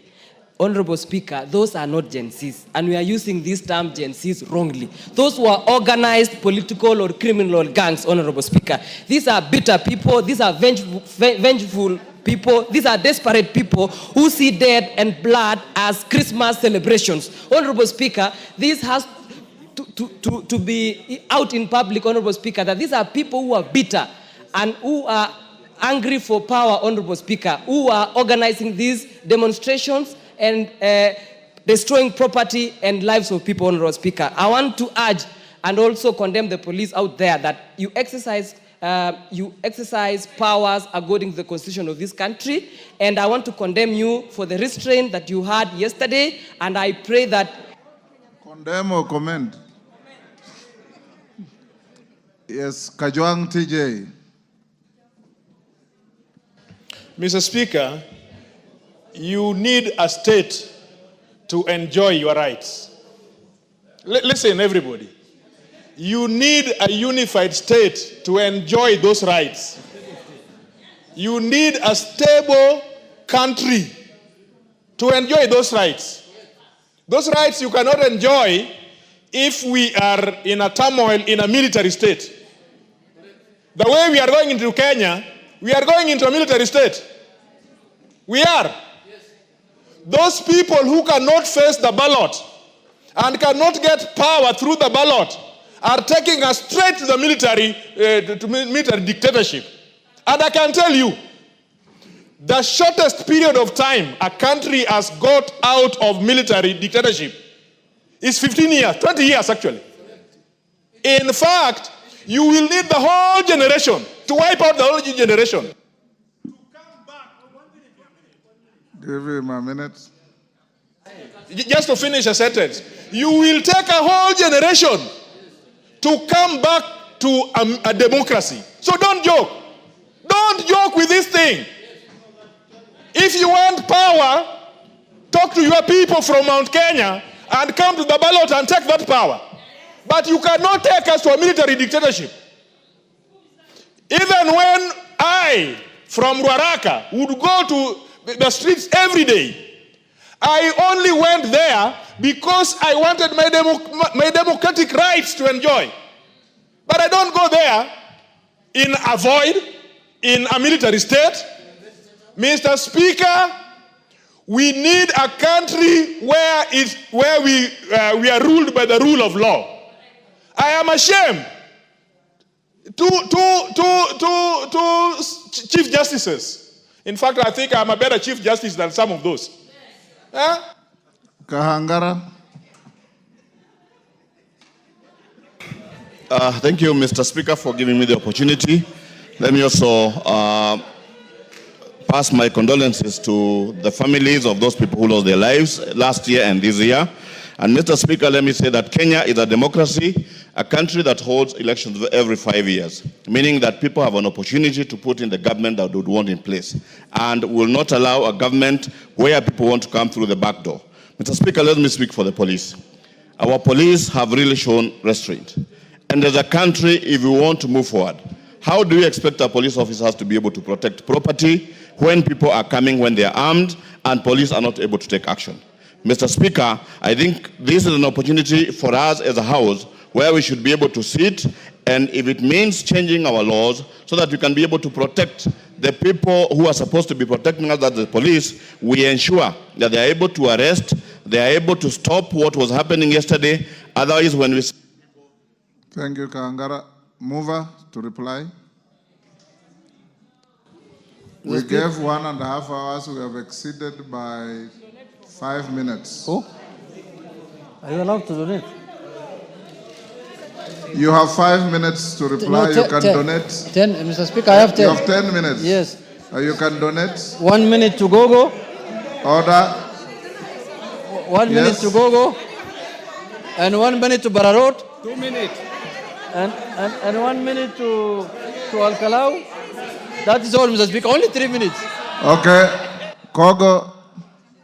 Lillian. Thank you very much, Honorable Speaker. I don't know whether to thank you or to thank my majority leader, because I raised my hand throughout and you simply refused to see me. Just thank the Speaker, because I can Thank you, Honorable Speaker. My question is, as I condole with the people who lost their families, as I condole with the mothers who lost their loved ones, as I condole and empathize with the people and the women and the young people who lost their businesses, were these people going to State House or were they going to State House girls? And what interest did they have in State House girls? And finally, Honorable Speaker, I want to say, they went burning police stations. They should take, it has been said that Gachagua should be arrested. He should be arrested, be put up in a police station, and I will personally go and put that police station in flames so that it is destroyed forever. Then after that... Thank you, Mr. Speaker. Mr. Speaker, I want to extend my message of condolences to the families who lost their dear ones. Secondly, Mr. Speaker, I want to condemn the anarchy we saw yesterday in our streets. Mr. Speaker, my message is that these people, the sponsors who led actually in the demonstrations yesterday, Gen Zs have been saying that they are leaderless, but we saw leaders yesterday, former leaders, joining the demonstration. They should be punished, Mr. Speaker. Another thing, Mr. Speaker, is that the NCIC, what is their role currently in the country? We've seen a lot of and witnessed a lot of hate speech, but NCIC are quiet. They are supposed to come out and protect. Another thing, Mr. Speaker, is the IPOA. Criminals should not use IPOA as a way.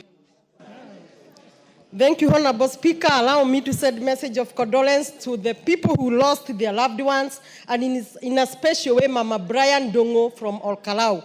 Honorable Speaker, having said that, this House must look at what happened yesterday like a timing bomb. There is clear disconnect between the Gen Z and the country leadership.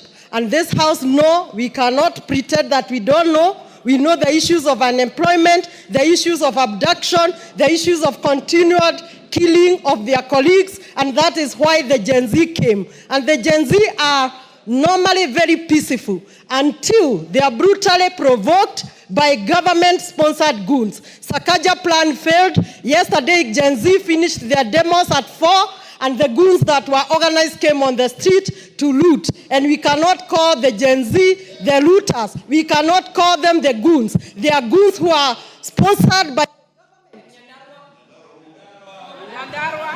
Yes, yes, Masara. Thank you, Mr. Speaker. Mr. Speaker, Migori has been the headquarter of demonstration. I thank the people of Migori because yesterday Migori was very quiet. Mr. Speaker, we have only one country.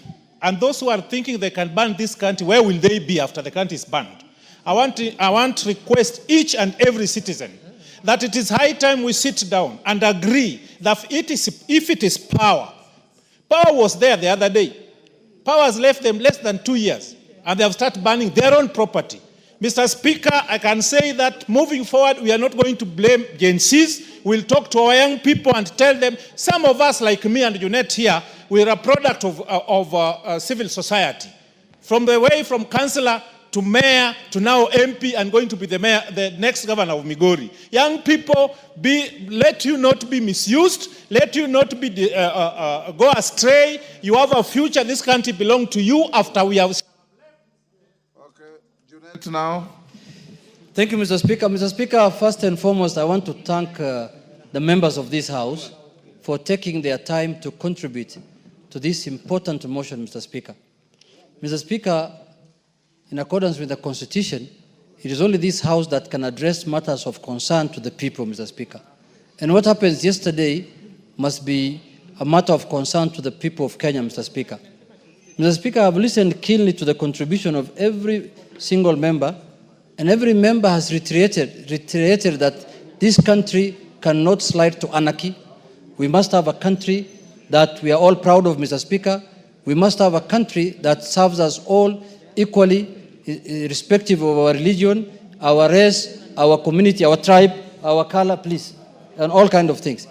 Mr. Speaker, but one thing I've noted, Mr. Speaker, from the contribution of my members is that they have confirmed all and sundry here that yesterday's demonstrations were not Gen Z demonstrations. They were political demonstrations organized by politicians who are power hungry, who are impeached, and who want to come back to power through the back door, Mr. Speaker, and take this country to the dogs.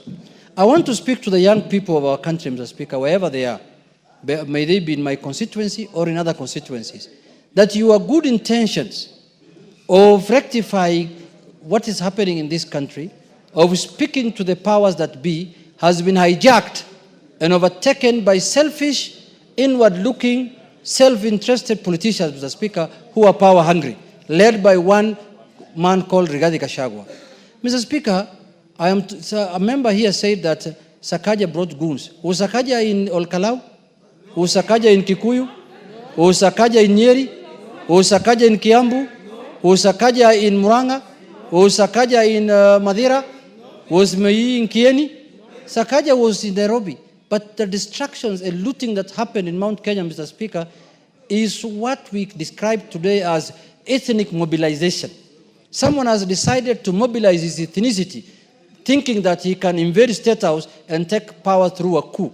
Power can only be gotten through the ballot, Mr. Speaker.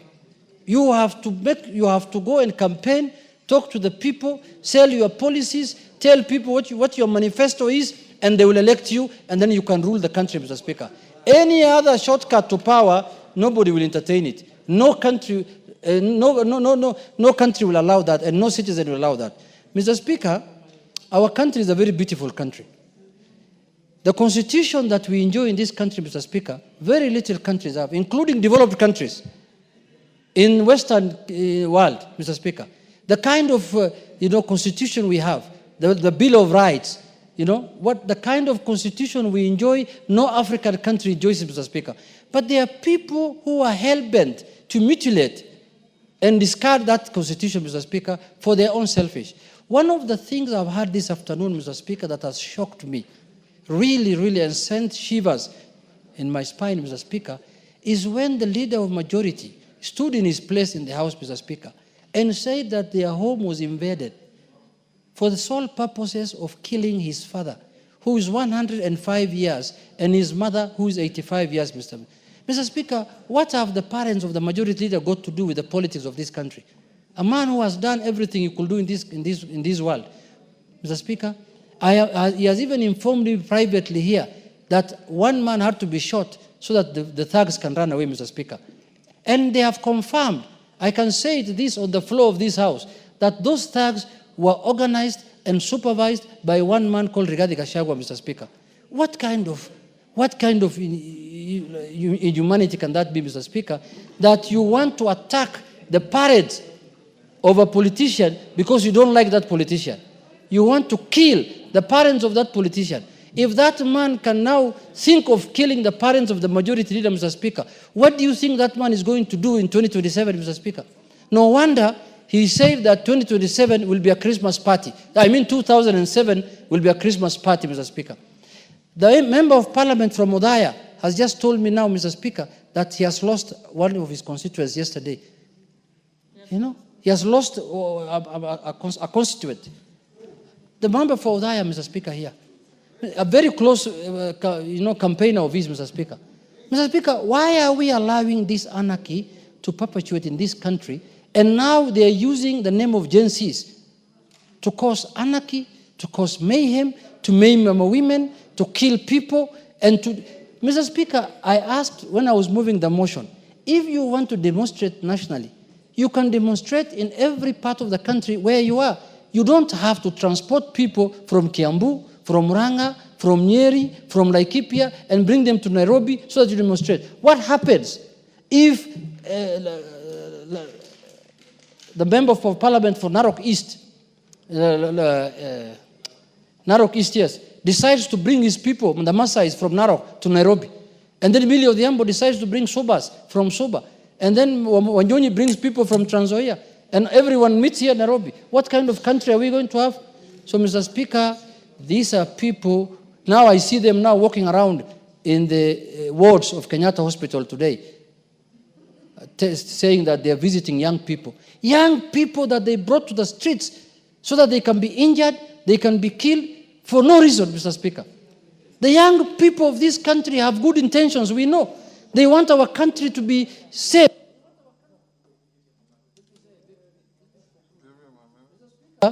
The young people of our country don't want what Gachagua is planning.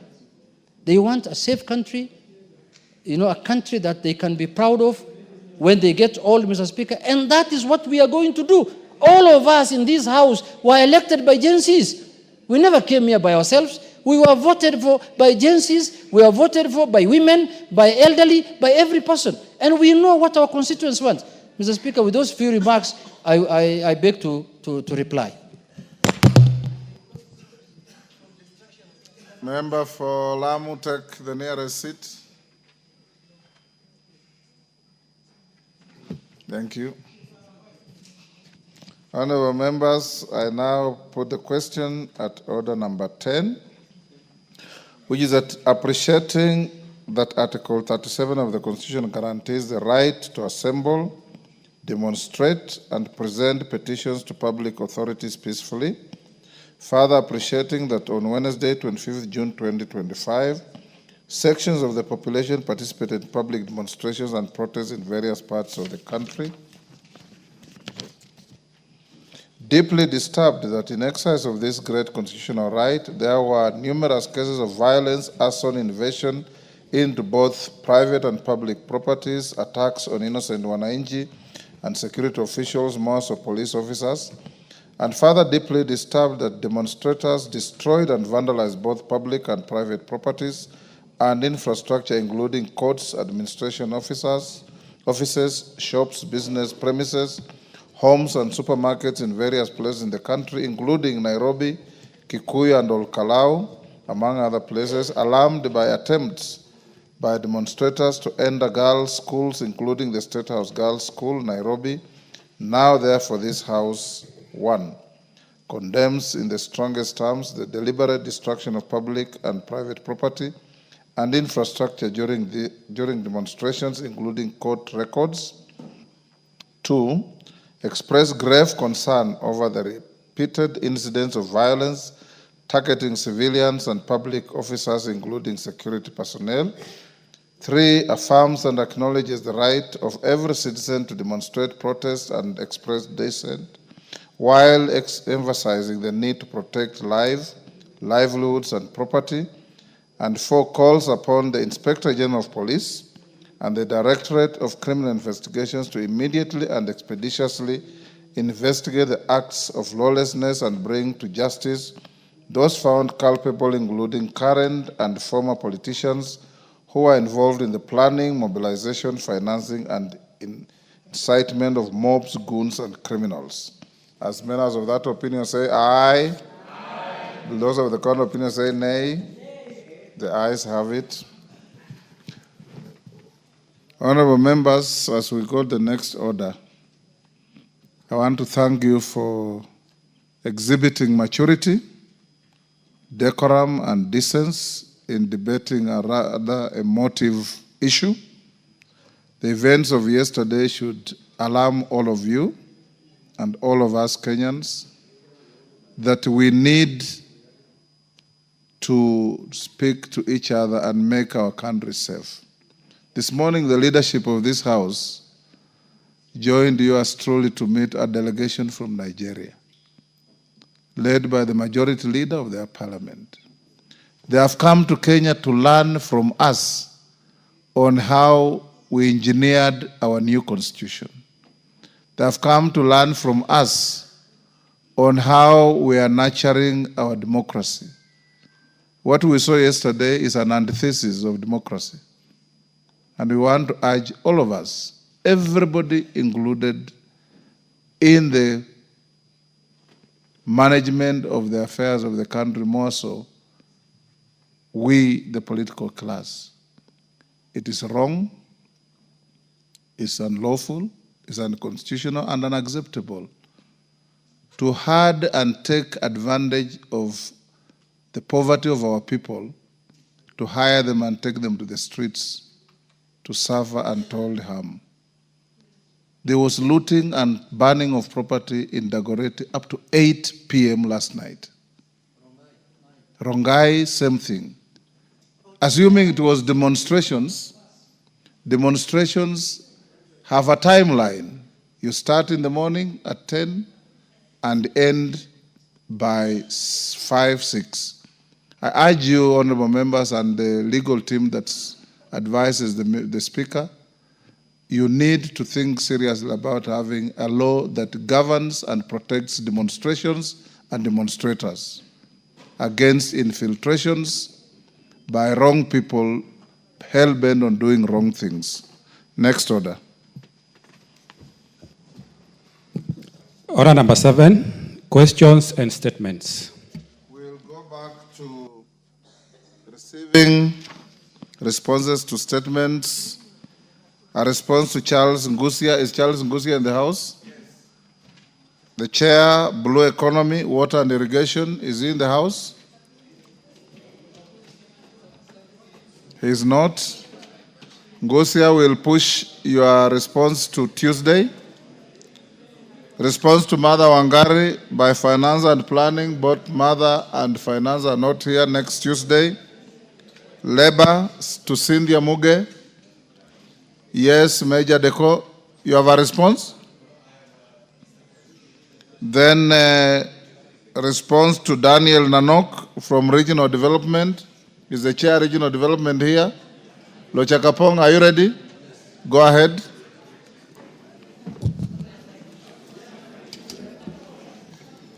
Thank you, Honorable Chair. This is a statement regarding the implementation of Shirika Plan. Order. Are you addressing the Speaker or the Chair? Which Chair? Sorry, I say Honorable Chair. Yes. Honorable Speaker.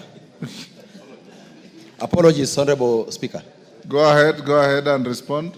Yes, Honorable Speaker, this is a statement regarding the implementation of Shirika Plan for refugees and host communities submitted to a committee in response to a question that was asked by the member for Turkana West, the Honorable Epuyo Nanok. Now, Honorable Speaker, Kenya has hosted refugees and asylum seekers from the Great Lakes region East and the Horn of Africa for over 3 decades. Now, the country remains the 5th largest refugee hosting country in Africa and the 13th largest asylum country in the world. Honorable Speaker, the government of Kenya, in collaboration with partners, has been taking concrete steps to improve the conditions of host communities and refugees. In line with Global Compact on Refugees, GCR 2018, and its comprehensive refugee response framework, Shirika Plan builds on the success of past and ongoing programs. In 2022, Honorable Speaker, the government pronounced its intention to strengthen integration through socio-economic inclusion of host communities and refugees through a strategy called Marshall Plan, which was later renamed Shirika Plan. Shirika is a multi-year plan that aims to enhance socio-economic inclusion for host communities in refugees for them to be self-reliant and resilient. The Shirika Plan is in line with the Constitution of Kenya, Refugees Act 2021, Sustainable Development Goals, Vision 2030, and Medium-Term Plan 4, and Bottom-up Economic Transformation Agenda. Shirika builds on the success of Kalobeyei Integrated Socio-Economic Development Plan, Phase 1 and 2, and Garissa Integrated Socio-Economic Plan. Shirika Plan was officially launched on 28th of March 2025 by His Excellency the President, William Ruto. The plan is an initiative to turn the country's 2 refugee camps in Dadaab and Kakuma into self-reliant integrated settlements, allowing refugees and host communities to live and work side by side and access donor and government services alike. This comes on the back of commitment made through the 2018 Global Compact for Refugees, which Kenya is party to. Shirika Plan has been lauded as a major step forward in securing durable solutions for Kenya's over 800,000 refugees and asylum seekers, finding solutions to forced displacement, many of these refugees having lived in Kenya since the 1990s, has become even more pressing in the wake of recent U.S. aid cuts, which threaten the livelihoods of refugees receiving material assistance from donors. Therefore, Shirika Plan will transform how we respond to refugee crisis from a series of annual care and maintenance programs into a sustainable government-led comprehensive refugee response. Honorable Speaker, the objectives of the Shirika Plan, 1 is to facilitate the transition to government-led development, development-oriented and integrated services. 2, strengthen the capacity of government institutions to serve refugees and host communities. Now 3, enhance resource mobilization in support of integration in the spirit of burden sharing. And 4, promote socio-economic inclusion of host communities and refugees to enhance self-reliance and resilience. Honorable Speaker, pillars of the Shirika Plan. Now the plan has 6 pillars, which include 1, pillar number 1 is systems building and enabling policy frameworks to strengthen national institutions' capacities to ensure equity, equality, and inclusion. Pillar number 2, integrated service delivery, focuses on the equitable access to all services. This includes education, health, adequate housing, wash, electricity, social protection, energy, etc. Pillar number 3, Honorable Speaker, human capital and skills development for community-led market-driven development, including market-based TVET, market development, financial inclusion, and services. Pillar number 4, Honorable Speaker, sustainable natural resource management, including climate change, aimed at sustainable environmental management. Pillar number 5, sustainable economic development, focuses on rural and urban business development, economic infrastructure, technological development, and others. Pillar number 6, durable solutions and complementary pathways. This focuses on voluntary return, resettlement to third countries, socio-economic inclusion, complementary pathways, advocacy, coordinated assessments, and cross-border initiatives. Now, Honorable Speaker, coming to the questions that were raised by the Honorable Epuya Ranok, the member for Turkana West, Question number 1, report on whether the national government has conducted public participation and sensitization on the Shirika plan, including evidence of the activity and the extent to which it complies with Article 102A. It complies with Article 10(2)A and 232(1)D of the Constitution on involvement of the people in policy making. Now, Honorable Speaker, the Ministry of Interior and National Administration through the State Department for Immigration and Citizen Services and the Department of Refugee Services held consultative meetings and public participation forums across major refugee hosting counties, which include Turkana, Garissa, Mombasa, Kilifi, Nairobi, Nakuru, Uasin Gishu, Kiambu, and Kajiado. In line with Article 10(2)A and 232(1)D of the Constitution of Kenya, at inception, consultative meetings were held in 2023 and 2024, which was followed by onboarding of a consultant to best capture the views by the public. In 2025, between January and March, public participation forums were held where participants were taken through the draft Shirika document. Between 23 and 25, a total of 75 public engagements meetings were held. The categories of groups engaged included host communities, refugees, members of parliament, governors, members of county assembly, UN agencies, development partners, donors, international and national government, national non-governmental organizations, counties, departments, and agencies, both levels of governments, private sector, business community, community-based organizations, CBOs, refugee-led organizations, and civil society. Now, the public participation and sensitization forums were conducted in a participatory approach where all participants were allowed to give their recommendations and inputs in the document.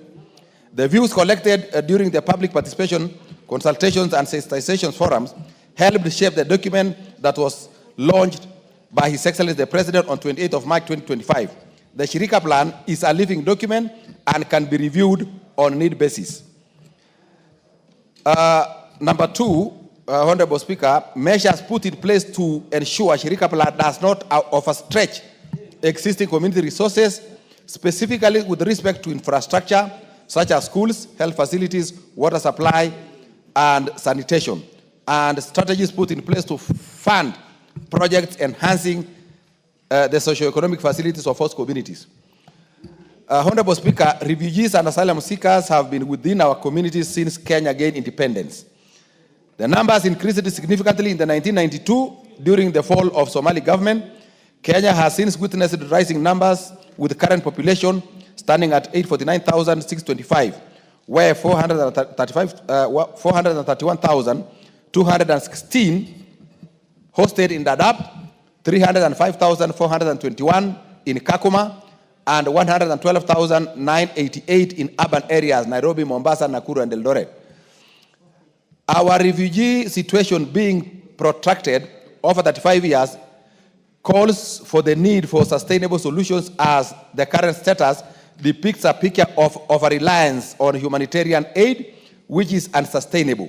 Now, existing infrastructure are also overstretched due to the high population, as well as challenges of duplication of services, parallel service delivery systems, and inequalities in certain areas of service delivery. Through Shirika, the government aims to address these challenges as highlighted in pillar number 2 of integrated service delivery.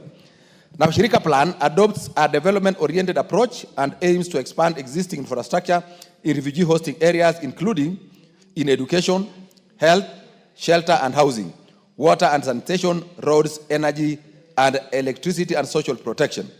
Currently, Kakuba has 14 boreholes, 27 schools, 8 secondary schools, and 8 health facilities, one being level 4. Dadaab, on the other hand, has 29 boreholes, 24 primary schools, 6 secondary schools, 4 level 3 hospitals, and 8 health posts. Government is working with stakeholders such as the World Bank to expand these facilities and enhance services to refugees and host communities. Under the World Bank's window for host communities and refugees, the following programs are being implemented in the refugee camps. Kenya 1 is Kenya Primary Education Equity in Learning, Phase 2. That is $60 million. That is from 2022 to 2026. This aims to reduce regional disparities in learning outcomes, improve the retention of girls in upper primary education, and strengthen systems for delivering equitable education outcomes.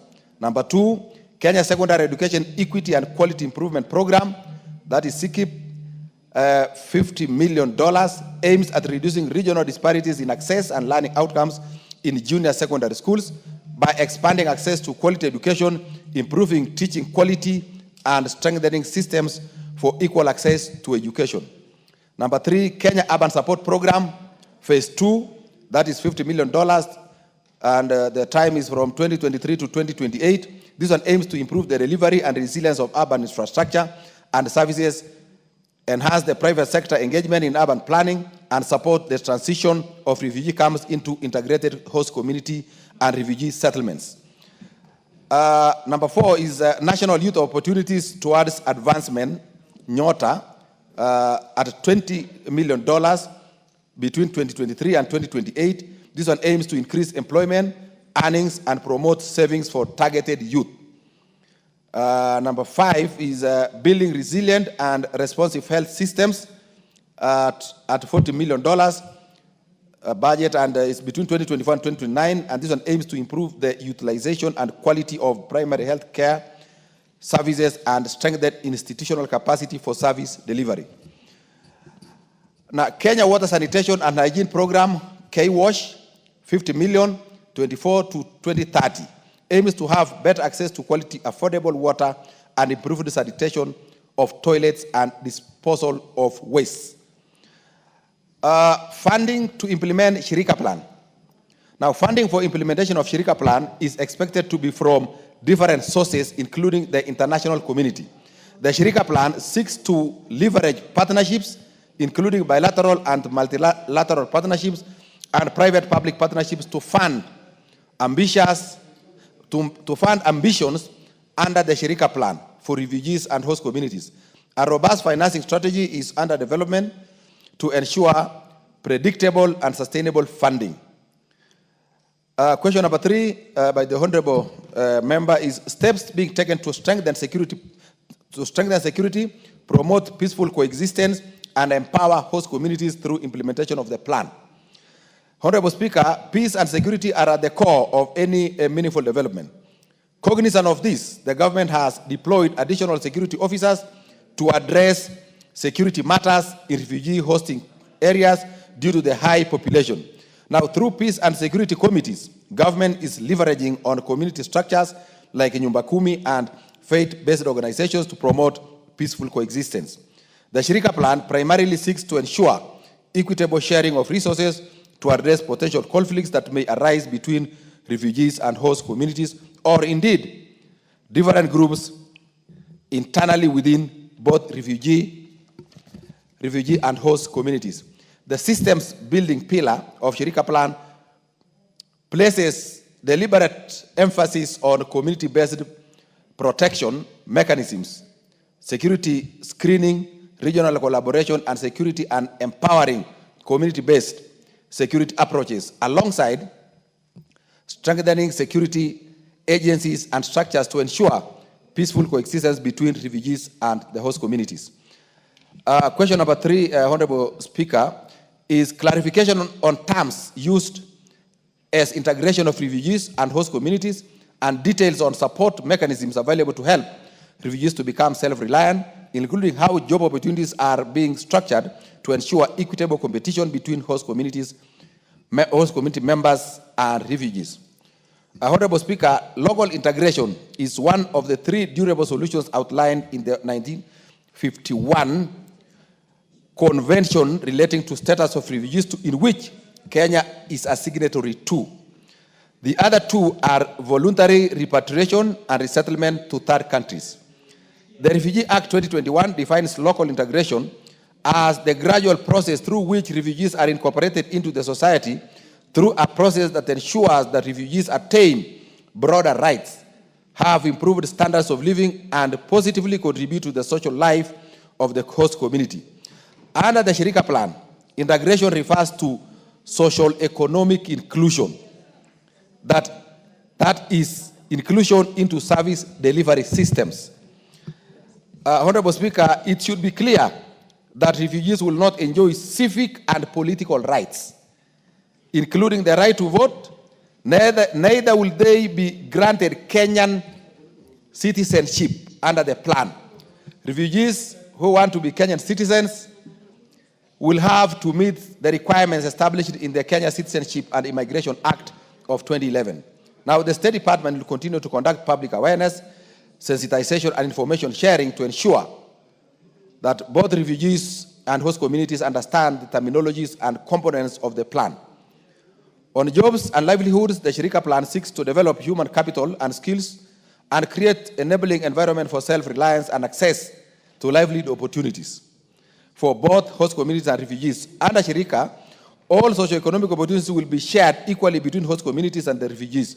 Shirika Plan will leverage on public-private partnerships to provide economic opportunities, including access to finance, market development, and strengthening rural and urban businesses. Currently, a number of initiatives are in place, such as the International Finance Corporation and the Equity Bank partnership of a Kenya shillings 2 billion risk-sharing facility that aims to enhance financial inclusion in and deserved regions, including for host communities and refugees.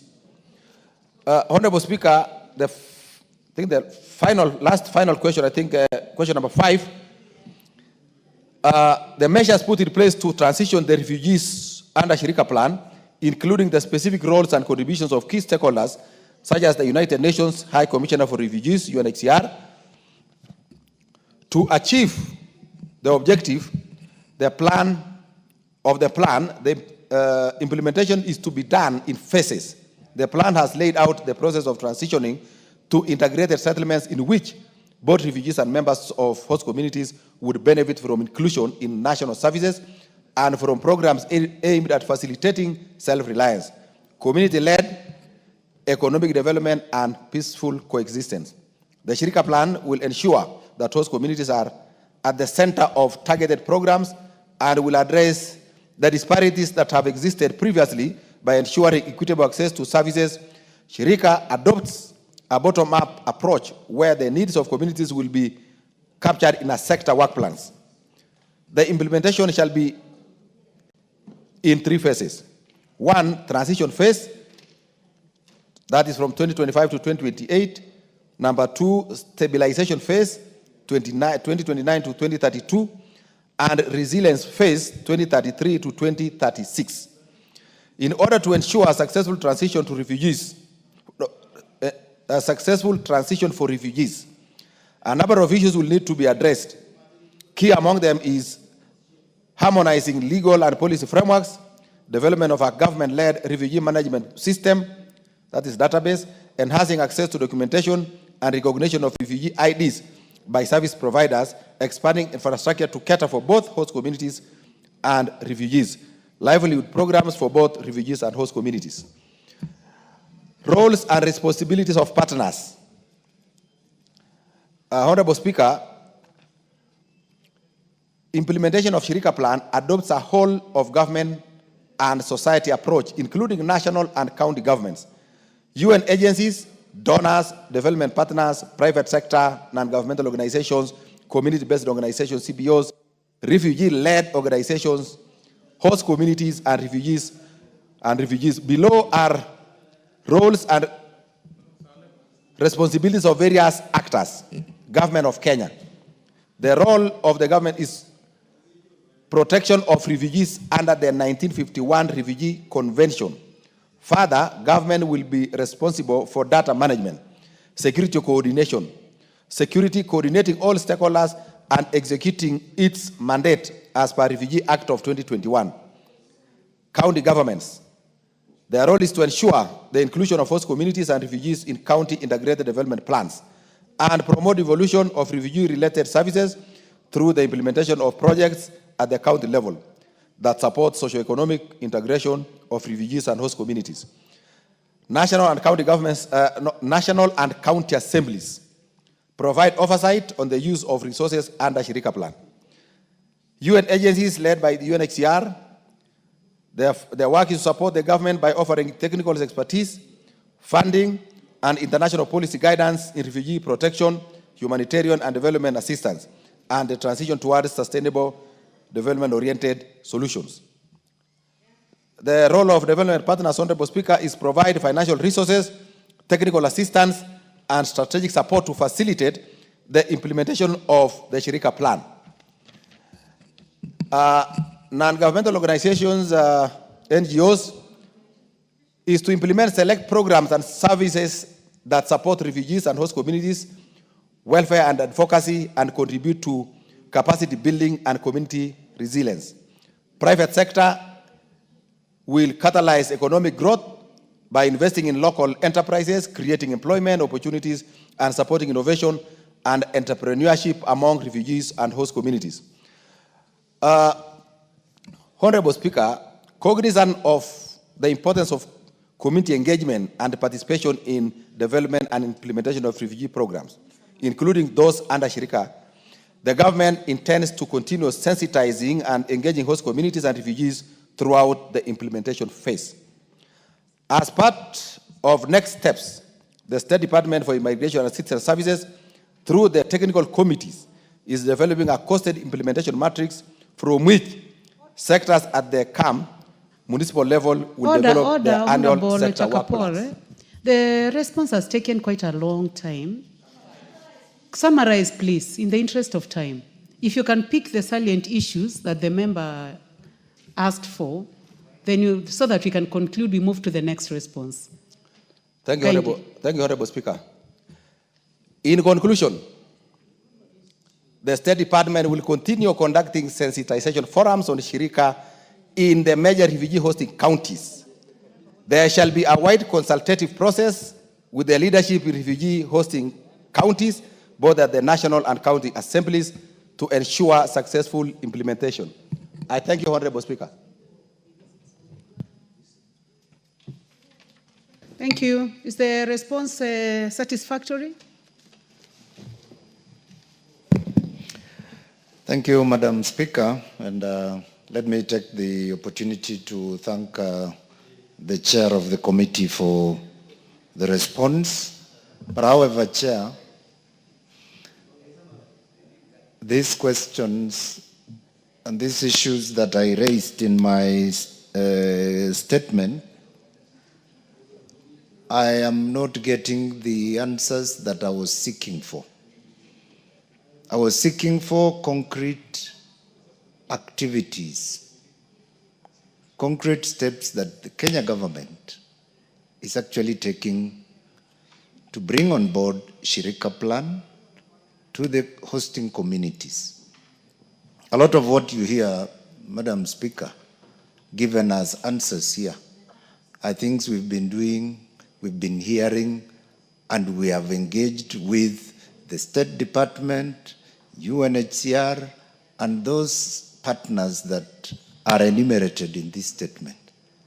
And Chair, Madam Speaker, when we met in Mombasa with the Department of Refugee Services in 2023, we actually dissected the Shirika Plan with the 6 pillars and asked the department to redo that plan and bring it back so that we can take it to the host communities and explain to them, because we, as the representatives of the host community, have understood. That was never done, Madam Speaker. And that is the answer I'm getting here. The number of meetings that were undertaken by the department with the various stakeholders were cosmetic meetings. And the communities, Madam Speaker, I can tell you for a fact, go to any person in Kakuma, in Turkana West, even in Turkana County for that matter, and ask them whether they want Shirika Plan to take off, and they will tell you a definite no, we don't want Shirika plan. It is because they have not been sensitized effectively. What has been happening is just a question of ticking boxes in terms of public participation. You cannot introduce a plan like Shirika plan as largely refugee-driven as it is and say that the host communities will accept. So, Madam Speaker, I want to ask this way. We want real solutions to challenges of hosting refugees. The host communities